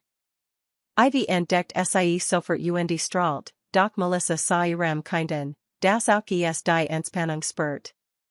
Waren die Lehrerin Ivis Begeisterung fürs Lesen lobt, aber auch anmerkt, dass das Mädchen zu Hause manchmal ängstlich work, word Melissa heiß im Gesicht. Wir hatten in letzter Zeit viel Stress, erklärt sie, rückt sich ein Haarsträhn aus dem Gesicht. Ich werde darauf achten, mehr Sicherheit zu geben, die Lehrerin nicht verständnis wohl. Sie ist ein kluges Mädchen, Ms. Roberts. Sie braucht nur etwas Stabilität. Ich hoffe, alles ist in Ordnung bei Ihnen zu Hause. Melissa lächelt gequält und fand kein treffendant Wort. Wenige Minuten später standen sie und Ivy draußen in der Kohlen Abendluft. Ivy zupften Melissas Armel. Können wir ISS gehen, Melissa sagert. Handy vibriert ständig, wahrscheinlich Nachrichten aus dem Büro. Aber als sie das hoffnungsvoll Leuchten in Ivys Augen sah, konnte sie nicht abelnen. Sie gingen in einen kleinen Laden die Ecke, Ivy plappert fröhlich über ihr Klassenkameraden.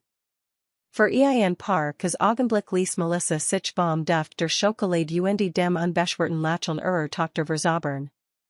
Dann zerrüt das Handy wieder. Sie trat zur Seite, auf den Bildschirm zu schauen. Eine Nachricht von Cheryl. Sistmausfall. Wir haben Sexlieferungen verloren, Danielle ist stinksauer. Martin schafft das nicht allein. Bitkom Zurich ein eiskalter Schauer vor Melissa über den Rücken. Ivy, Schatz, ich muss leider Zurich ins Büro, sagt sie mit entschuldigendem Tonfall. Das enttäuscht Gesicht ihrer Tochter Brocker fast das hers, doch Ivy nickt tapfer. Okay, ich bin im Michigan zu Hause, mit gesenktem Kopf bracht Melissa das Mädchen schnell nach Hause, engagiert Erniet Rebecca und eilt ins Büro. Dort herrscht das blanke Chaos. Kevin tippt wie verrückt, Verlerin Lieferdaten zu retten, Martin telefoniert wütend, vermutlich mit Danielle, und Cheryl wollt in Papierenterlichen nach Hinweisen auf die verschwundenen Paket. Zu sagen stürzt Melissa sich ins Getummel, wirklich Verlaufzettel und Rief jeden Einzelnen. Die Stimmung war angespent und geriest, bis sie nach etlichen Stunden endlich dir sich fanden. Inzwischen hat Danielle ein Reihe scharf formulierter E-Mails geschickt. Melissas Hand zitterten, als sie sich ans Antwortschreiben setzt und versucht, den Kunden zu beruhigen. Sie versprach, dass die Auslieferungen trotzdem rechtzeitig ankommen. Sie fragt sich, ob dieser Aussetzer all das Vertrauen zerstört, das sie in den vergangenen Tagen aufgebaut hatten. Erst nach Mitternacht stabilisiert sich das System. Erst stoppt und mit flackernden Augen sanken die Kollagen in ihr Stuhl. Zwar war das Problem Boris gelöst, doch niemand wusste, ob der Kunde dies als Clients missgeschick oder als Grund zum Abrech anzuhören wird. Sie fuhr den Rechner runter, die last Detages druckt Bleischwer auf ihr Brust. Wieder hat Ivy sie einschlafen müssen. Wieder rückt die Rahmen einen Tag nachher. Sie schloss für einen Moment die Augen und hofft, dass in diesem Wirbel aus Verantwortung und Standagen Krisen ein Ausweg auftauchen wird. Am Montagmorgen war die Luft bei Cooper Sustainable Deliveries zum Schneiden dick. Danielle hat am Wochenende ein cool, aber eindeutig Mail geschickt, in der Sie den System Abstürzer want. Zwar lobt Sie die Schnellfellerbehebung, doch folgt Sie unmissverständlich hinzu, das ein weiterer schwerer Patzer das Aus für den Pilotlauf bedeuten wird. Jeder im Team spurt den Druck dieses Ultimatums. Auch Melissa, die mit verqualenen Augen am Schreibtisch saß und die aktualisierten Rittenplan durchging, war sicklich und geschlagen. Sie hat kaum geschlafen, in ihren Traumen tauchten wieder die Ramungsbeschieden ihrer Wohnungstür auf. Der Gedanke, im Stick zu lassen, schnurrt die Kelle zu. Martin rief kurzfristig eine Besprechung mit dem Logistik-Kernteam zu dem neben Melissa auch Cheryl, Candice und Kevin gehorten. Kurz darauf stießen Anna und Jeremy dazu. In etwas gedampfter Stimmung versammelten sich den großen Konferentisch, Laptops aufgeklappt, dampfend Kaffeebecher in der Hand. Martin worked ausgemergelt. Wir brauchen einen sicheren Plan für den Rest der Testphase. Dieser Absturz hat uns beinahe das Genick gebrochen. Ich will den Horen, we were so as künftig verhindern, Candice schab sich ein Haarstron hinters Ohr. Konnten wir ein Backup-System aufbauen, das in Echtzeit synchronisiert, damit beim Ausfall einer Datenbank die an der weitermacht, Kevin Runzelt die Stern. Unser Budget ist verdammt knapp. So ein Echtzeit-Backup ist ziemlich teuer. Cheryl schlug vor, wir können wir ein Abspecht-Losung nutzen. Wenn wir uns kein volatilitisches System leisten können, speichern wir stündlich zumindest Zwischenstand offline. Dann verlieren wir im Worst Case nicht alle Daten eines ganzen Tages. Martin nickt. Das ist schon mal ein Anfang. Noch jemand, Melissa räuspert sich. Wir verlassen uns sehr stark auf die Technik. Die Leute sollten wir zusätzlich einkacher, manueller Fassung jeder Lieferung führen. Nicht besonders schick, aber wenn die Software versagt, können wir mit Papierlogs alles rekonstruieren. Letztes Mal hat uns das Jagerität. Wir sollten es nur besser strukturieren, etwa mit einem Handscanner, der Daten elektronisch und auf Papier aussteht analysisch bestätigend. Altmodisch, aber wirksam. Jeremy bietet sich vor, die Ellenbogen auf dem Tisch. Klingt vernünftig. Wir richten das ein. Kevin, sich bit außerdem, mit unseren IT-Anbietern reduziertes Backup-Konzept auszuhandeln. Muss nicht perfekt sein, aber genig, dem Kunden zu sagen, dass wir einen Totalausfall verhindern können, fast eine Stunde diskutierten die Einzelheiten und verteilten aufgeben. Jeremy erklärt sich bereit, persönlich mit Danielle zu sprechen, Bedenken zu zerstreuen. Martin und Kevin kümmerten sich die Detenziterung, waren Cheryl und Melissa die manuellen Logs in den Microhubs beaufsichtigten. Candice verfasst ein intern Info und sämtliche Mitarbeiter über das neue Vorgehen. Nach dem Meeting zerstörten sich alle Zurich in ihr Arbeitsplatz. Melissa blieb kurz Zurich, sammelt Unterlagen und warf Jeremy einen Blick zu. Schenkt ein aufmunterns Lächeln und trat nachher. Wie geht's dir? Fragt leise. Sie suchte mit den Schultern. Ich halt Michigan über Wasser. Mehr kann ich nicht sagen, dampft die Stimme noch mehr. Ich hab nochmal mit Marcus über den Lage gesprochen. Bleibt hart, was Borschus angeht, aber, Herzog sich zusammen. War zu erwarten. Ändert selten seine Meinung. Jeremy warf einen raschen Blick in den Raum, Sicherzugen, das niemand lacht. Ich hab allerdings ein gewisses Budget für dringend Fall.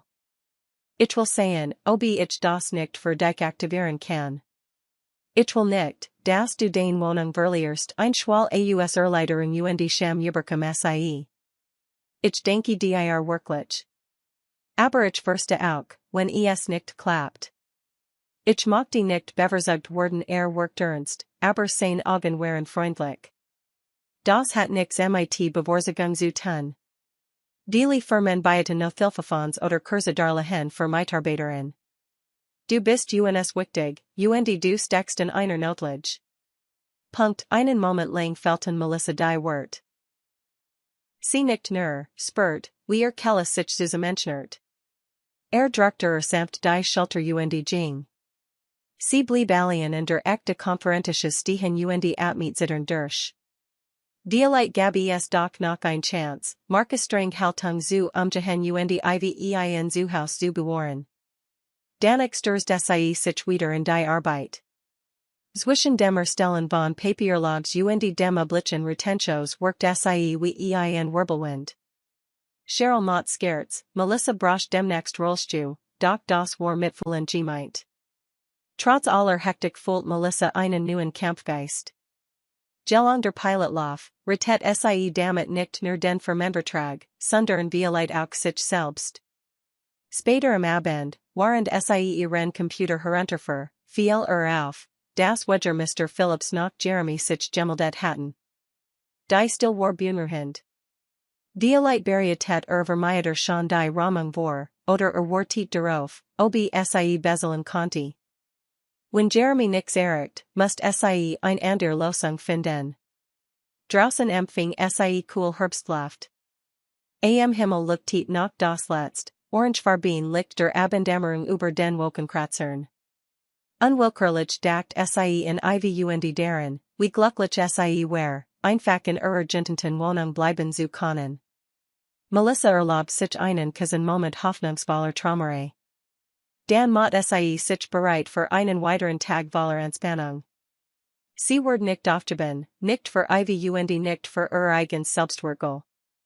Die letzten drei Tage de Probeloffs kamen und brachten Soul auf Bruchstimmung als auch Grosseil. Inzwischen west Jetter bei CSD, Worm ging, und Jetter gab sein Bests. Die Microhubs liefen fast schon routiniert, Martin und Kevin überprüften jeden Abend die Detenskurungen, Cheryl kümmert sich Gehalter und Finanzen und arbeitet neben her MIT Candice in einem internen Erfolgsbericht für den Fall, dass sie bald einen Triumph verkünden konnten. Melissa walked in einem kalten Mittwochmorgen auf, dem vorletzten Tag der Testphase, und spurt, wie hers rast. Kaum hat sie die Augen geöffnet, war sie wieder in Alarmbereitschaft. Im Traum hat sie sich erniet vor ihrem Vermeider erklären müssen, der MIT der Ramung droht. Das Geld hat sie nach wie vor nicht, jedenfalls nicht genig. Wenn Jeremy nicht plötzlich ein kleines Wunder vollbracht, wird Mr. Phillips sie will tatsächlich hinauswerfen. Sie schüttelt das Gefühl ab und versagt sich einzureden, das Resignation nicht half. Sie hatten noch einen Tag, alles zu geben. Im Büro taucht Danielle erniet unangekündigt auf. Ihr cool Professionalität ließ kein Rückschluss zu, ob sie zufrieden war oder nicht. Sie wollte von jeder Abteilung einen aktuellen Zwischenstand und macht fleißig Notizen in einem eleganten Letterheft. Melissa beobachtet sie von ihrem Schreibtisch aus und fragt sich, ob ein einziges Detail Danielis endgültiges Urteil beeinflussen konnte. Jedes Mal, wenn die Repräsentanten schweigen nicht, atmeten alle im Raum erlichter Aus.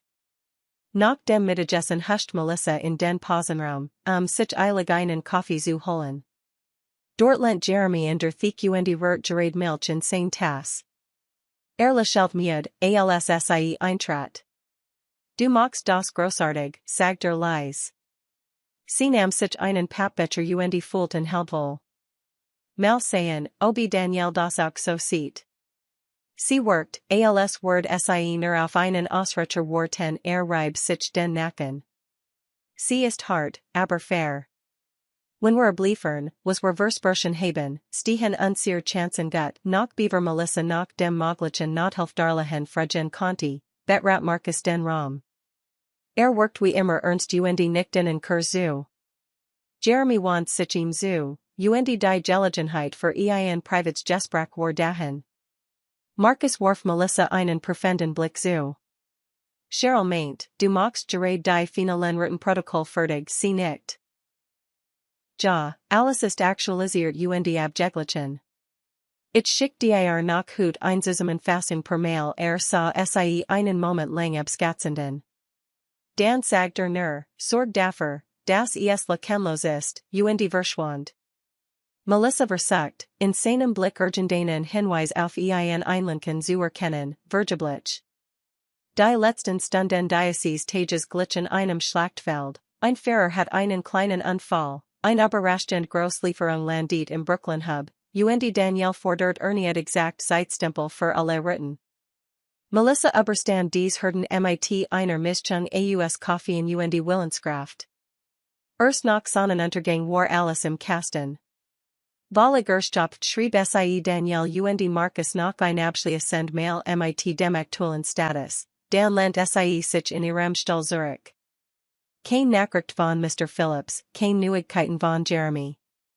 Mit dem Gefühl, zwischen Hoffen und Bangen zu ersticken, macht sie sich schließlich auf den Heimweg. Morgen war der letzte offizielle Tag de Piloten, und der Tag, der über alles entschieden konnte.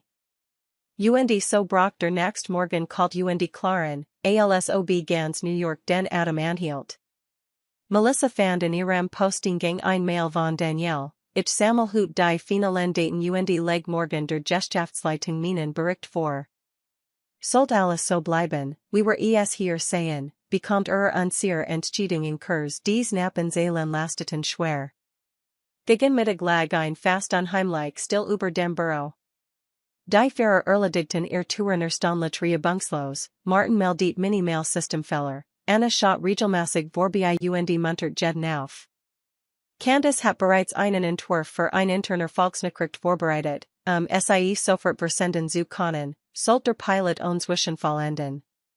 Den Großteil des Tages verbracht Melissa im Brooklyn Hub, die manuellen Aufzeichnungen im Blick zu behalten. Ein kalter Wind pfiff durch die Lieferzone, sie zog den Mantel enger, sich und scanty Paket gemeinsam mit einigen Teilzeitfahrern. Ein Fahrerin namens Lorraine, mit 40, bedankt sich für die Chance, mit flexiblen Schichten arbeiten zu können. Dieses Microhub-Konzept ist genial, meint Lorraine strahlend. Ich kann liefern, ohne durch die halbe Stadt zu müssen, Melissa fühlt sich aufrichtig gerührt. Sie erinnert sich an all die Nächte im Diner, in denen sie zwar den hat, aber nie dacht, das jemand darauf hören wird. Und jetzt setzt sie tatsächlich in einer Firma, die sie dafür schätzt. Dennoch konnte sie nicht abschalten.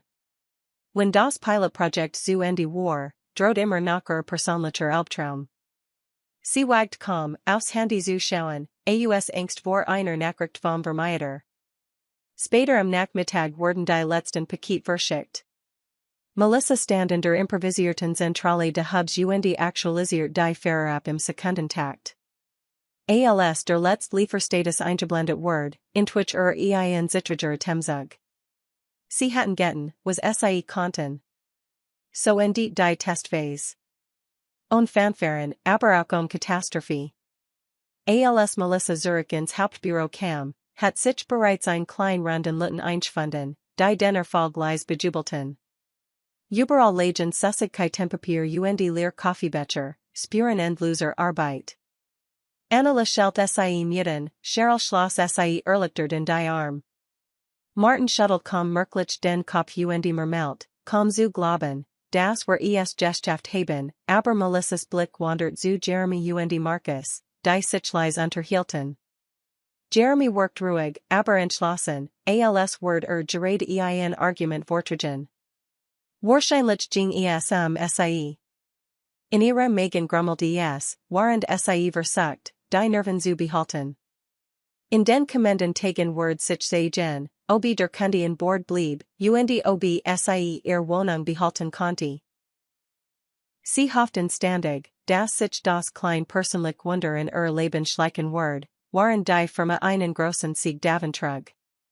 Jeremy war für schließlich einen Blick zu und nicht kaum merklich. Melissa fühlt ein welli vorsichtiger Erleiderung in sich hochsteigen.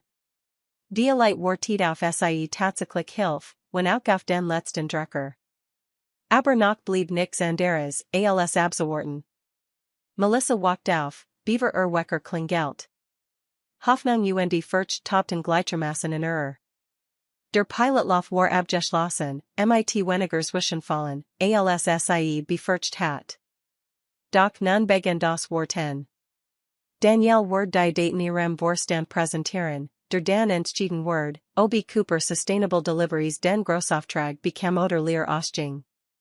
Dies Entscheidung hat gültig Folgen für die Firma, und für Melissa's Job. Sie warf einen Blick durch ihr kleines Apartment, auf den alten Holzboden und die abgeblättert Farben den Wänden, wo das Licht der Morgendämmerung matt hineinschien. Ivy schlief noch, in der winzigen Kammer neben unter einer abgeschwetzten rosa Deck. Melissa spürt wieder die Ziehen in der Brust. Die Miet war überfällig, in wenigen Tagen lief die Frist ihres Vermieters ab, und wenn sich nicht bald etwas ändert, wird sie die Wohnung verlieren.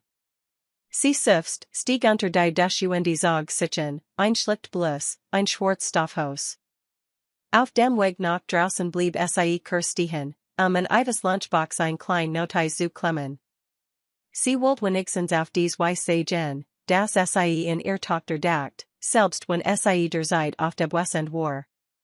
Du bist mein Sonnenschein.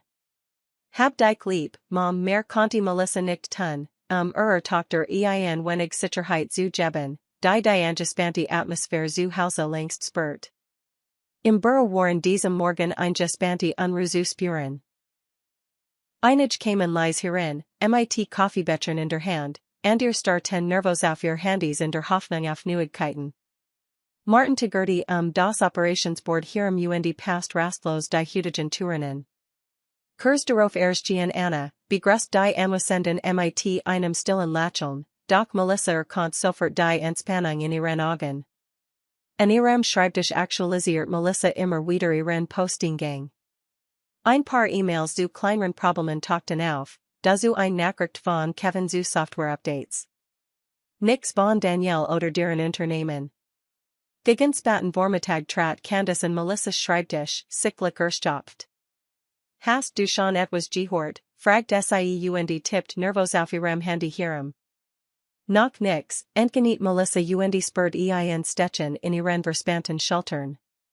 Aber es muss doch bald so weit sein, oder? Candace nickt, die Lippen zusammengepresst. Hoffentlich hut. Diocese war 10 Macht Michigan verrückt, Cheryl kam gerade mit einem Stapel Rechnungen vorbei und bekam das Gespräch mit. Ich habe so ein flaues Gefühl, murmelte sie. Es ist viel zu ruhig. Normalerweise bombardiert uns Danielle mit Fragen. Melissa warf einen Blick auf die Computer. Die Minuten zogen sich, als were die Zeit so wie Kagami. Und dann sah sie Jeremy, wie zusammen mit Marcus aus einem der Konferenzraum trat. Die beiden workten in ein ernstes Gespräch vertieft, als sie sich trennten, sah Jeremy kurz zu Melissa hinüber, der Ausdruck auf seinem Gesicht war jedoch nicht zu deuten. Sie reagieren konnte, verschwander in Anna's Büro. Sich nicht in Grübeleien zu verlieren, zwang sich Melissa, sich auf die täglichen Aufgaben zu stürzen. Sie nahm Anruf kleinerer Kunden entgegen, klart Lieferdetails und lost winzig Problem in den Microhubs. Dies Routine hat etwas Beruhigendes, auch wenn es sich entfällt, als schwimm sie inmitten ein Sturms auf der Stelle. Ab und zu blickt sie auf ihr Handy, fast schon erwartend, dass Mr. Phillips, Vermieter, ein Nachricht schickt, hab bereits das Schloss gezählt. Kurzvormittag ging ein Flüstern durch den Raum, Danielle hat gerade gemailt, Melissas Puls schoss in die Höhe. Sie öffnet ihren Postinggang und fand ein Gruppen-E-Mail an Anna, Martin, einigen der und auch an sie. Betreff, vorläufige Entscheidung, dringens Update. Im Text stand, ich hab die Ergebnis des Pilotprojekts meinem Team präsentiert. Wir möchten unser Erkenntnis heute Nachmittag 14 Uhr in einer Videokonferenz mit Ihnen besprechen. Dies Unterredung wird entscheidend für unser endgültige Entscheidung sein. Melissas Brust schnürt sich zusammen. Jetzt ist es so weit, flüstert sie, während Candace und Cheryl, die über ihr Schulter lesen, sie wortlos ansehen. Die folgenden 2 Stunden zogen sich endlos. Jeder war nervös, doch niemand sprach es laut aus Melissa mit sich, Claire Gedenken zu fassen. Sie wusste, wie sehr sie diesen Auftrag brachten, nicht nur das Unternehmen, sondern auch sie selbst, ihren neuen Arbeitsplatz zu rechtfertigen. Und Violette, konnte Jeremy dann das Thema Nothilfe weiter vorantreiben. Viel Hoffnung, aber was blieb anderes? Punkt 14 Uhr saß sie zusammen mit Anna, Martin, Jeremy und Markus im großen Besprechungsraum. Man stellt die Videokonferenz her, bis Danielas Gesicht auf dem Bildschirm erschien, flankiert von zwei leitenden Kollegen. Hoffentlich Begrüßungen folgten, doch die Spannung lag schwer in der Luft. Daniel begann in sachlichem Ton, zunächst mochte ich sagen, dass Pilotprojekt in einigen Punkten überzeugt hat. Die Microhubs sind innovativ, und sie haben den Datencrash gut gemeistert. Allerdings haben wir noch ein paar Bedenken, Melissa spurt, wie der Megan rebelliert, sobald sie das Wort Bedenken hört. Jeremy wirkt redglos, Markus Gesicht suchte leicht. Einer der leitenden Mitarbeiter, alter Herr mit silbernem Haar, schaltet sich unser Sorg betrifft vor allem die Skalierbarkeit. Können Sie wirklich ein landesweite Ausweitung meistern, wenn wir das Programm demnächst vergrößern? Manch Vorstandsmitglieder bevorzugen ein größer Firma als Partner Martin erklärt daraufhin ruhig die Pläne für ein schrittweises Wachstum, anniversariert, das Team alles stemmen kann. Daniel macht sich notizen, ihr Mien blieb undurchdringlich. Melissa holt ein paar Mal tief Luft, sich zu beruhigen. Es war ein balanciert, ein einziges Argument konnte alles kippen. Das Gespräch zog sich, beide Seiten haben vor sich und Risiken hervor. Zum Schluss Rosbert sich Daniel. Wir berichten in turn noch weiter, basierend auf diesem Gespräch. Morgen Vormittag geben wir Ihnen unsere endgültige Entscheidung bekannt, der Monitor erlosch, und im Raum blieb ein geladen Gespannte still. Markus stieg geraschvoll den Atem aus, Jeremy lehnt sich in seinem Stuhl zurück, und Anna reibt sich die Schläfen. Niemand freut sich, keiner war erleichtert. Alles war erniet in der Schwebe. Melissa erhob sich langsam und verließ mit den anderen den Raum. Niemand musste etwas sagen. Das Urteil am nächsten Tag wurde entschieden sein, und für Melissa Violette über ihr ganzes Leben bestimmen. Später am Abend saß sie in ihrem damaligen Apartment auf der alten Couch und hort, wie draußen Autos vorbeirauschten. Ivy schlief bereits, noch einer Kissen gemeinsamen Hausaufgaben und geskektensiert. Doch Melissas Gedenken kreisten pausenlos den anstehenden Beschluss und den bald auslaufenden Mietvertrag. Trotz ihrer Erschöpfung scrollt sie durch Wohnungsanzeigen, falls sie doch aussehen musst. Das wenige, was es in ihrem Budget gab, war entweder zu weit weg, zu heruntergekommen oder deutlich teuer als sie zahlen konnte. Nach einer halben Stunde Loser sich legt sie das Handy basiert und barg das Gesicht in den Händen. De klopft es leise an der Tür. Hers mot einen Sprung, sie erwartet Wedger Rebecca noch sonst wann die Zeit. Vorsichtig schaut sie durchs Guckloch. Zu ihrer völligen Überraschung stand Jeremy draußen im schwarzbeluchten Flur, die Hand in den Manteltaschen. Sie öffnet zögerlich. Jeremy? Was machst du denn hier? Lächelt entschuldigend. Tut mir leid, so spat bei dir aufzutauchen. Aber ich musst mit dir reden, noch immer etwas verwirrt trat sie basiert. Klar, komm rein, Bitsprichner leise, mein Tochter schläft, betrat das klein Wohnzimmer und ließ den Blick über die Schäbige Tapet und die Abschwätzt Einrichtung schweifen. Melissa stand an gespent den Ben, an angenem Beruht Divan, ihr bescheidenen Verhaltnis zu sehen. Jeremy want sich zu Mikful in den Augen. Entschuldig, wenn ich angeligen komm. Ich hab über den Situation mit dem Vermieter nachgedacht. Und ich hab etwas für dich Erzog ein gefaltites Blatt aus seiner Jackintash. Melissas Hers rast, als ses entgegenem und aufklappt, ein offizielles Dokument von Cooper Sustainable Deliveries, in dem ein kurzfristiges Mitarbeiterlichen bewilligt word. Die Summe reicht aus, Mietschulden komplett zu begleichen, mit einem kleinen Puffer. Ein Schwall aus Erleiderung und Unglaubен erfasst sie. Gleichzeitig empfand sie ein leises Scheingefühl. Wie hast du das geschafft? Markus hat doch abgelehnt, bracht sie heiser hervor. Jeremy suchte die Schultern. Markus ist vorsichtig, aber Anna und ich haben ihn überzeugt. Wir haben ihm klargemacht, wie wichtig du für das Pilotprojekt warst und das der Firma schaden wird, wenn du jetzt plötzlich wegbrichst. Letztlich profitieren wir alle davon, wenn du hier nicht in Schwierigkeiten steckst, Melissa's Kelle schnurrt sich zu. Ich weiß gar nicht, was ich sagen soll.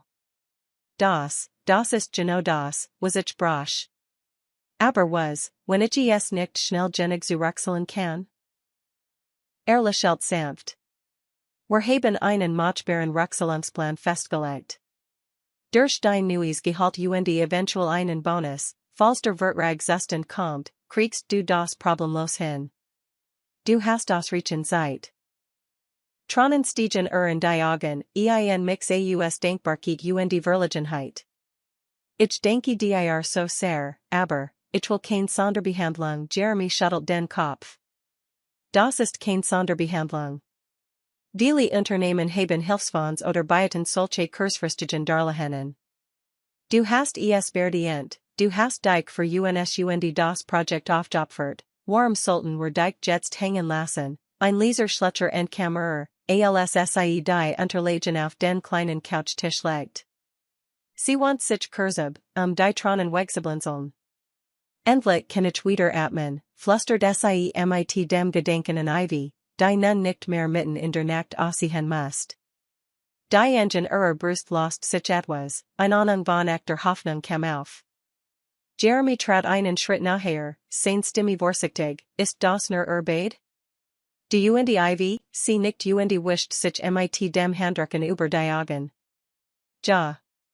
Schon seit einer weil nur zwei, sie blickt sich im bescheidenen Raum. Ich hab immer versagt, das Best draus zu machen, aber, es ist verdammt schwer mit tief fast so, als worden in ihr Wort berühren. Ich verstehe das besser, als du glaubst, sagt leis. Ich bin selbst in einfachen Verhaltnissen aufgewachsen, mein Eltern müssen jeden Cent zweimal underhen.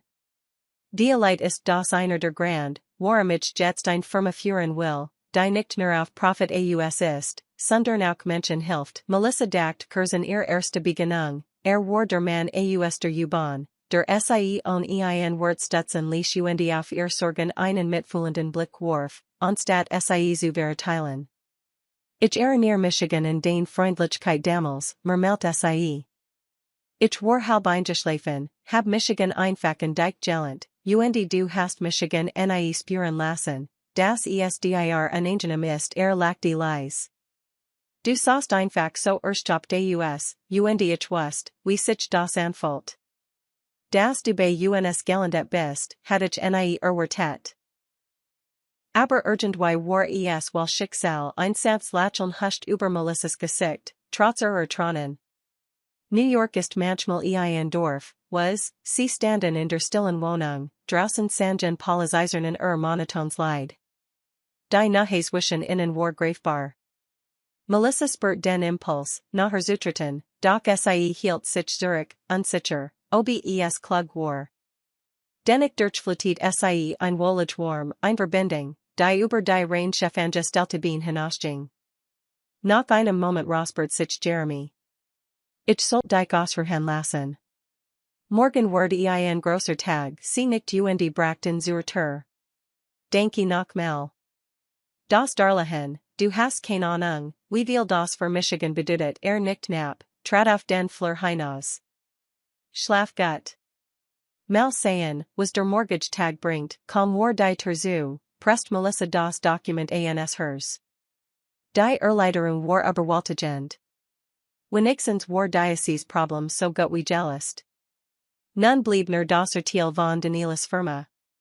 Nach ein letztnachtvoller Ungewichheit, doch diesmal mit dem Trost, das sie und Ivy sicher in Zuhaus behalten werden. Der Morgengraut mit samt prasselndem Regen, der gegen die Bürofassade klopft und dem Tag einen matten Schleier gab. Trotzdem war die Stimmung bei Cooper Sustainable Deliveries Zoomsreisen gespent. Jeder war auf die Antwort von Danielas Unternehmen, Verlängerung de Vertrags, oder Absage?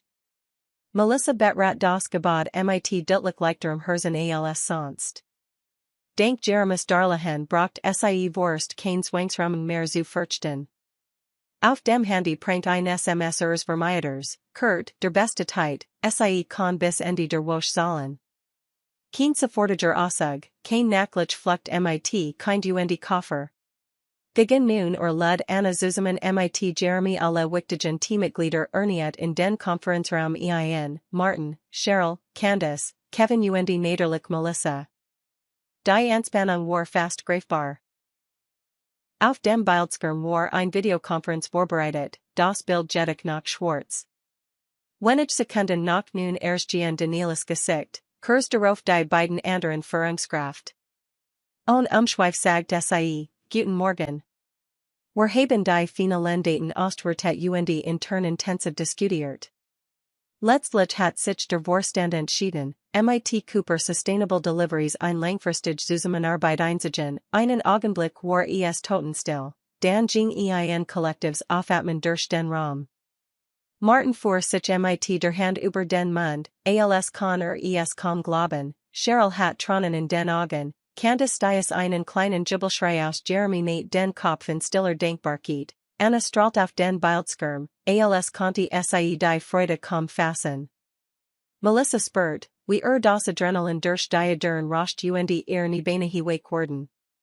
Danielle fuhr mit professioneller Stimme fort, wir halten Mikrohub-Konzept für sehr vielversprechend, und Fähigkeit, Problem schnell zu lösen, hat uns überzeugt. Unser Team wird bald ein offiziell Erklärung herausgeben. Geplant ist Vertrag über mehrere Jahre, allerdings unter regelmäßigen Leistungsüberprüfungen Markus, der Bisher geschwiegen hat, lächelt tatsächlich. Wir bedanken uns für Ihr Vertrauen. Wir werden alles tun, sie nicht zu enttäuschen, nach paar Minuten Jinjen für letzte Besprechung drauf, offiziell Vertragsunterzeichnung, Ablauf für die nächsten Monat, Fragen zum Marketing. Als der Anruf endet, wirkt der ganz Raum beflügelt. Anna hüpft fast vor Freude, Candace lacht die Lot, Kevin wird von Martin umarmt. Melissa stand etwas abseits, komplett überwältigt von Dankbarkeit. Dieser Deal bracht finanzielle Sicherheit für die Firma, Möglichkeiten für Gehaltserhöhungen und die Bestätigung, dass all ihr Mühen wirklich einen Unterschied gemacht hatten. Als sie zu Jeremy sah, bemerkt sie, wie sie bereits anschaut, leises Lächeln seine Lippen. In ihrer Brust flattert etwas, ein Mischung aus Erleiderung und Leserfreude. Anna schlug vor, mittags gemeinsam essen zu gehen, den Erfolg zu feiern, sofern Markus die Kosten übernahm. Überraschend großzügig, stimmt zu. Sofort gingen die Lit auseinander, die guten Nachrichten mit allen Mitarbeitern zu teilen, die draußen gespannt gewartet hatten. Melissa Curtin ihren Schreibtisch Zurich und wollte zuerst ihren Vermieter kontaktieren, die endgültige Zahlung zu veranlassen. Als sie mein Bestätigung schrieb, dass sie das Geld bis Freitag vollständig hat, glitt ein riesig Last von ihren Schultern. Nun wird sie das Darlehen Schritt für Schritt abezahlen können. Unter Hochstimmung tippt sie nach ein paar Routine-Mails. Der erstgehen Jeremy in ihrem Arbeitsplatz, lehnt sich in die Trennwand. Alles in Ordnung? Fragt sanft. Sie lächelt schüchtern. Mehr als das. Ich kann es immer noch kaum glauben.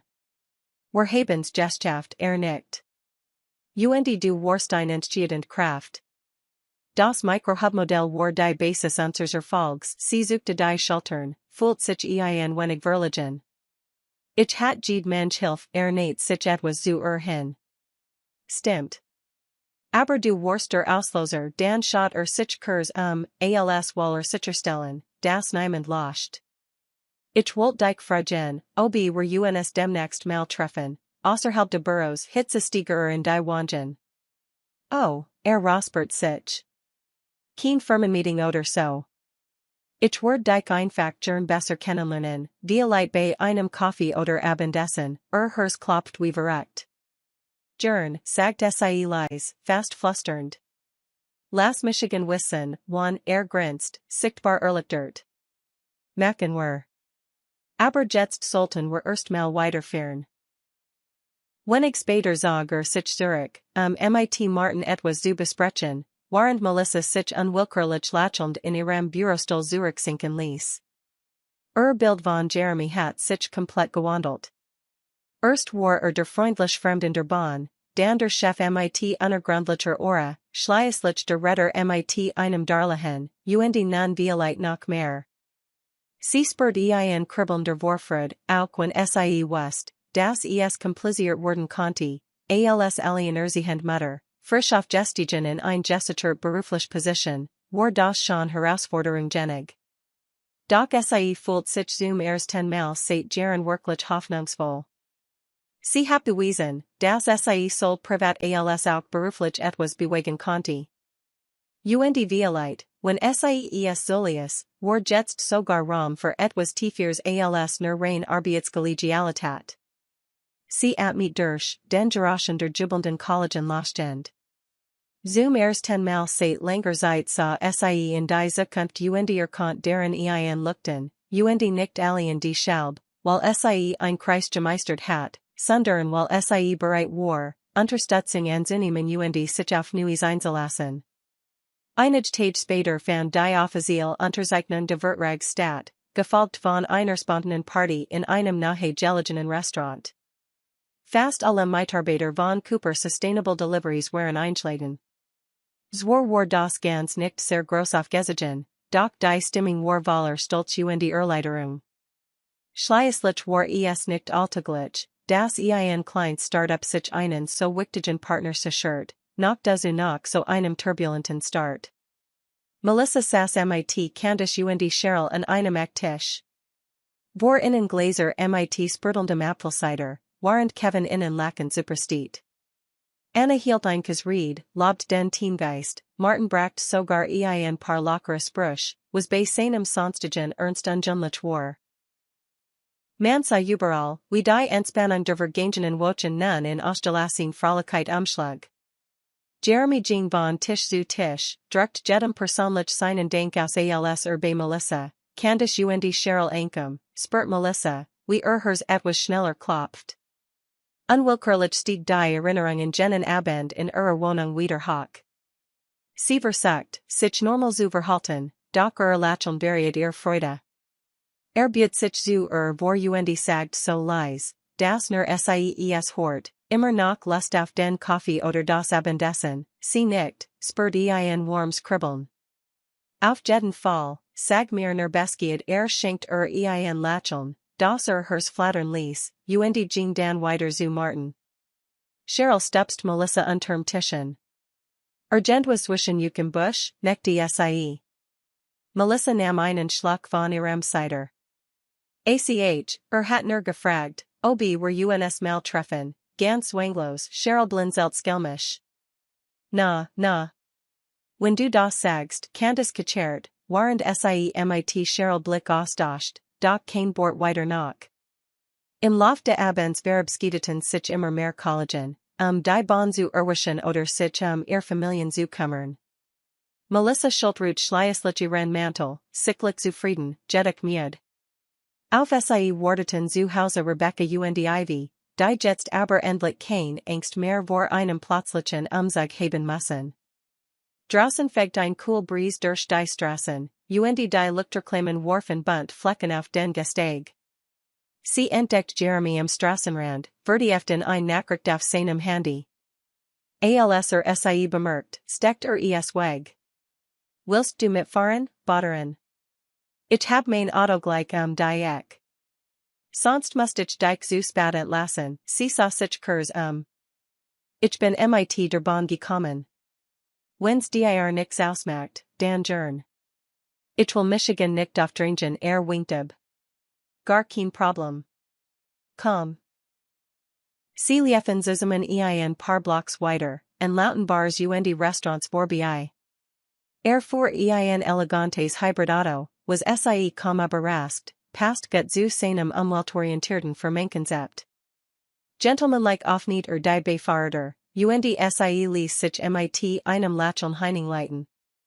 Dan verdelten sie sich in den abendlichen Stavwerker die Lichter Manhattans flimmerten in den Skyben vorbei.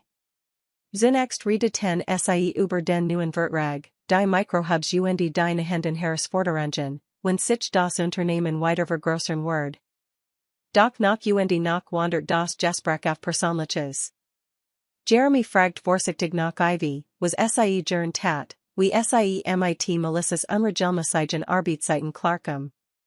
Sie schlagt sich gut, antwortet Melissa, während sie die vorbeziehenden Strassenleitern betrachtet. Wir sind es ja gewohnt, dass ich dauernd arbeiten muss. Aber immerhin habe ich jetzt einen geregelteren Lohn, das gibt mir ein besseres Gefühl. Jeremy nickt, hielt den Blick jettig auf den Verkehr tet. Ich werde sie gern mal kennenlernen, wenn du magst.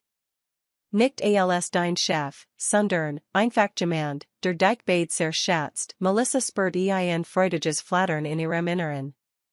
Es klang überraschend intim, doch sie verspürt keinen Druck, eher ein Warm, die aus seinen Worten sprach. Leid kannst du, meint sie. Einen Schritt nach dem anderen, erwidert sie leise und hofft, dass ihr Denkbarkeit herschort. Sie erregten Wanhas, das so trist und heruntergekommen wie und workt. Als sie sich zu ihm umdreht, sich für die Fahrt zu bedenken, sah sie, wie sie mit einem nachdenklichen Ausdruck betrachtet. Ich bin wirklich stolz auf dich, sagt sanft. Nicht Norwegian dem, was du bei CSD geleistet hast, sondern auch, wie du das alles gemeistert hast, Ivy allen Grasuzien, die Drohend Ramung zu überstehen. Du bist unglaublich stark. Sie mit zitternd aus, waren sich noten aus Emotionen in ihrer Brust zusammenzig. Manchmal fühl ich Michigan gar nicht stark, gesten sie, aber denke, dass du trotzdem in Michigan glaubst, schenkt ein kleines Lächeln. Wir alle brachten irgendwann mal jemanden, der in uns glott. Ich will nur, dass du weißt, dass du dich ruhig auf andere stutzen kannst, wenn du musst. Das macht dich nicht schwach, dies wird treffen sie tiefer, als sie erwartet hat. Sie dacht zurück in ihr erste Begegnung mit Jeremy in der U-Bahn, als sie buchstäblich einen Gelend eingeschlafen war und nie gedacht hat, dass das ihr Leben so verändern konnte. Es war ein Bues dafür, wie auf seltsam, unvorhersehbar weiss Freundlichkeit Menschen verbinden konnte. Denke, sagt sie noch einmal.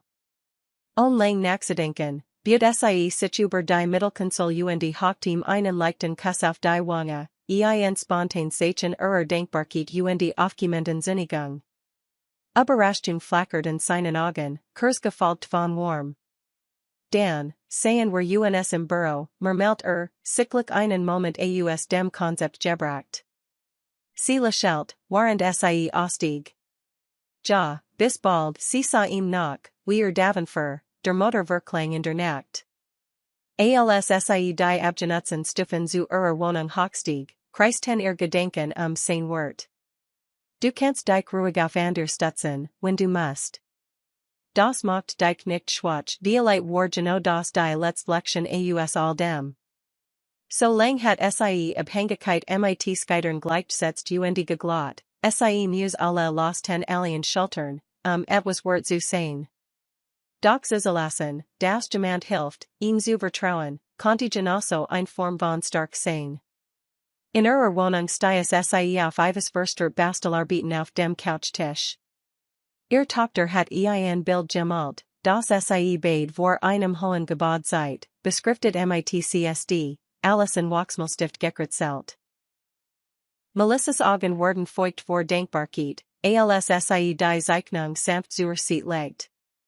Sie dachten die Zukunft, in die Sicherheit ihres neuen Gehalts, die Chance, in ein Bezirr gegen zu sehen, und in das Versprechen einer aufkommenden Beziehung, die Unterstützung und Violette Liebe beiten konnte. De hort sie Ivy aus dem Kinderzimmer rufen, wie sie verschlafen den Kopf herstreckt. Mama, du bist zu Hause. Melissa nahm Ivy in den Arm und druckt sie sanft. Ja, mein Schatz, sie bracht sie zurück ins Bett und deckt sie warm zu. Alles wird gut, flüstert sie und gab einen Kuss auf die Stirn. Mehr als gut sogar, warend sie sich in ihrem stillen Wohnzimmer niederließ, wurde klar, wie viel sich in so kurzer Zeit verändert hat. Die Ramung war abgewendet, Jobski sicher, und zum ersten Mal seit langem empfand sie echt Hoffnung auf das, was vor lag.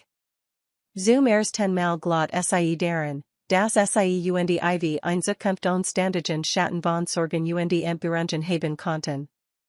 Durch das Fenster sah sie in den Nachthimmel und dachten all die Schritt, die sie hierher geführt hatten, die langen Nächte im Diner, die Begegnung in der U-Bahn, der Tag, und dem sie alles auf ein Karte gesetzt und den neuen Job angenommen hat.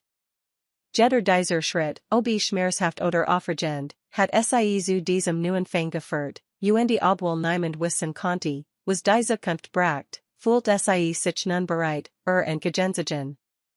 Diesmal wusste sie, dass sie nicht jeden Kampf allein führen musste. Ich hoffe, die heutige Geschichte hat euch gefallen. Abonniert den Kanal, damit keine weiteren Stories verpasst. Lasst ein Like de und schreibt gern in die Kommentare, was darüber denkt. Bis zum nächsten Mal.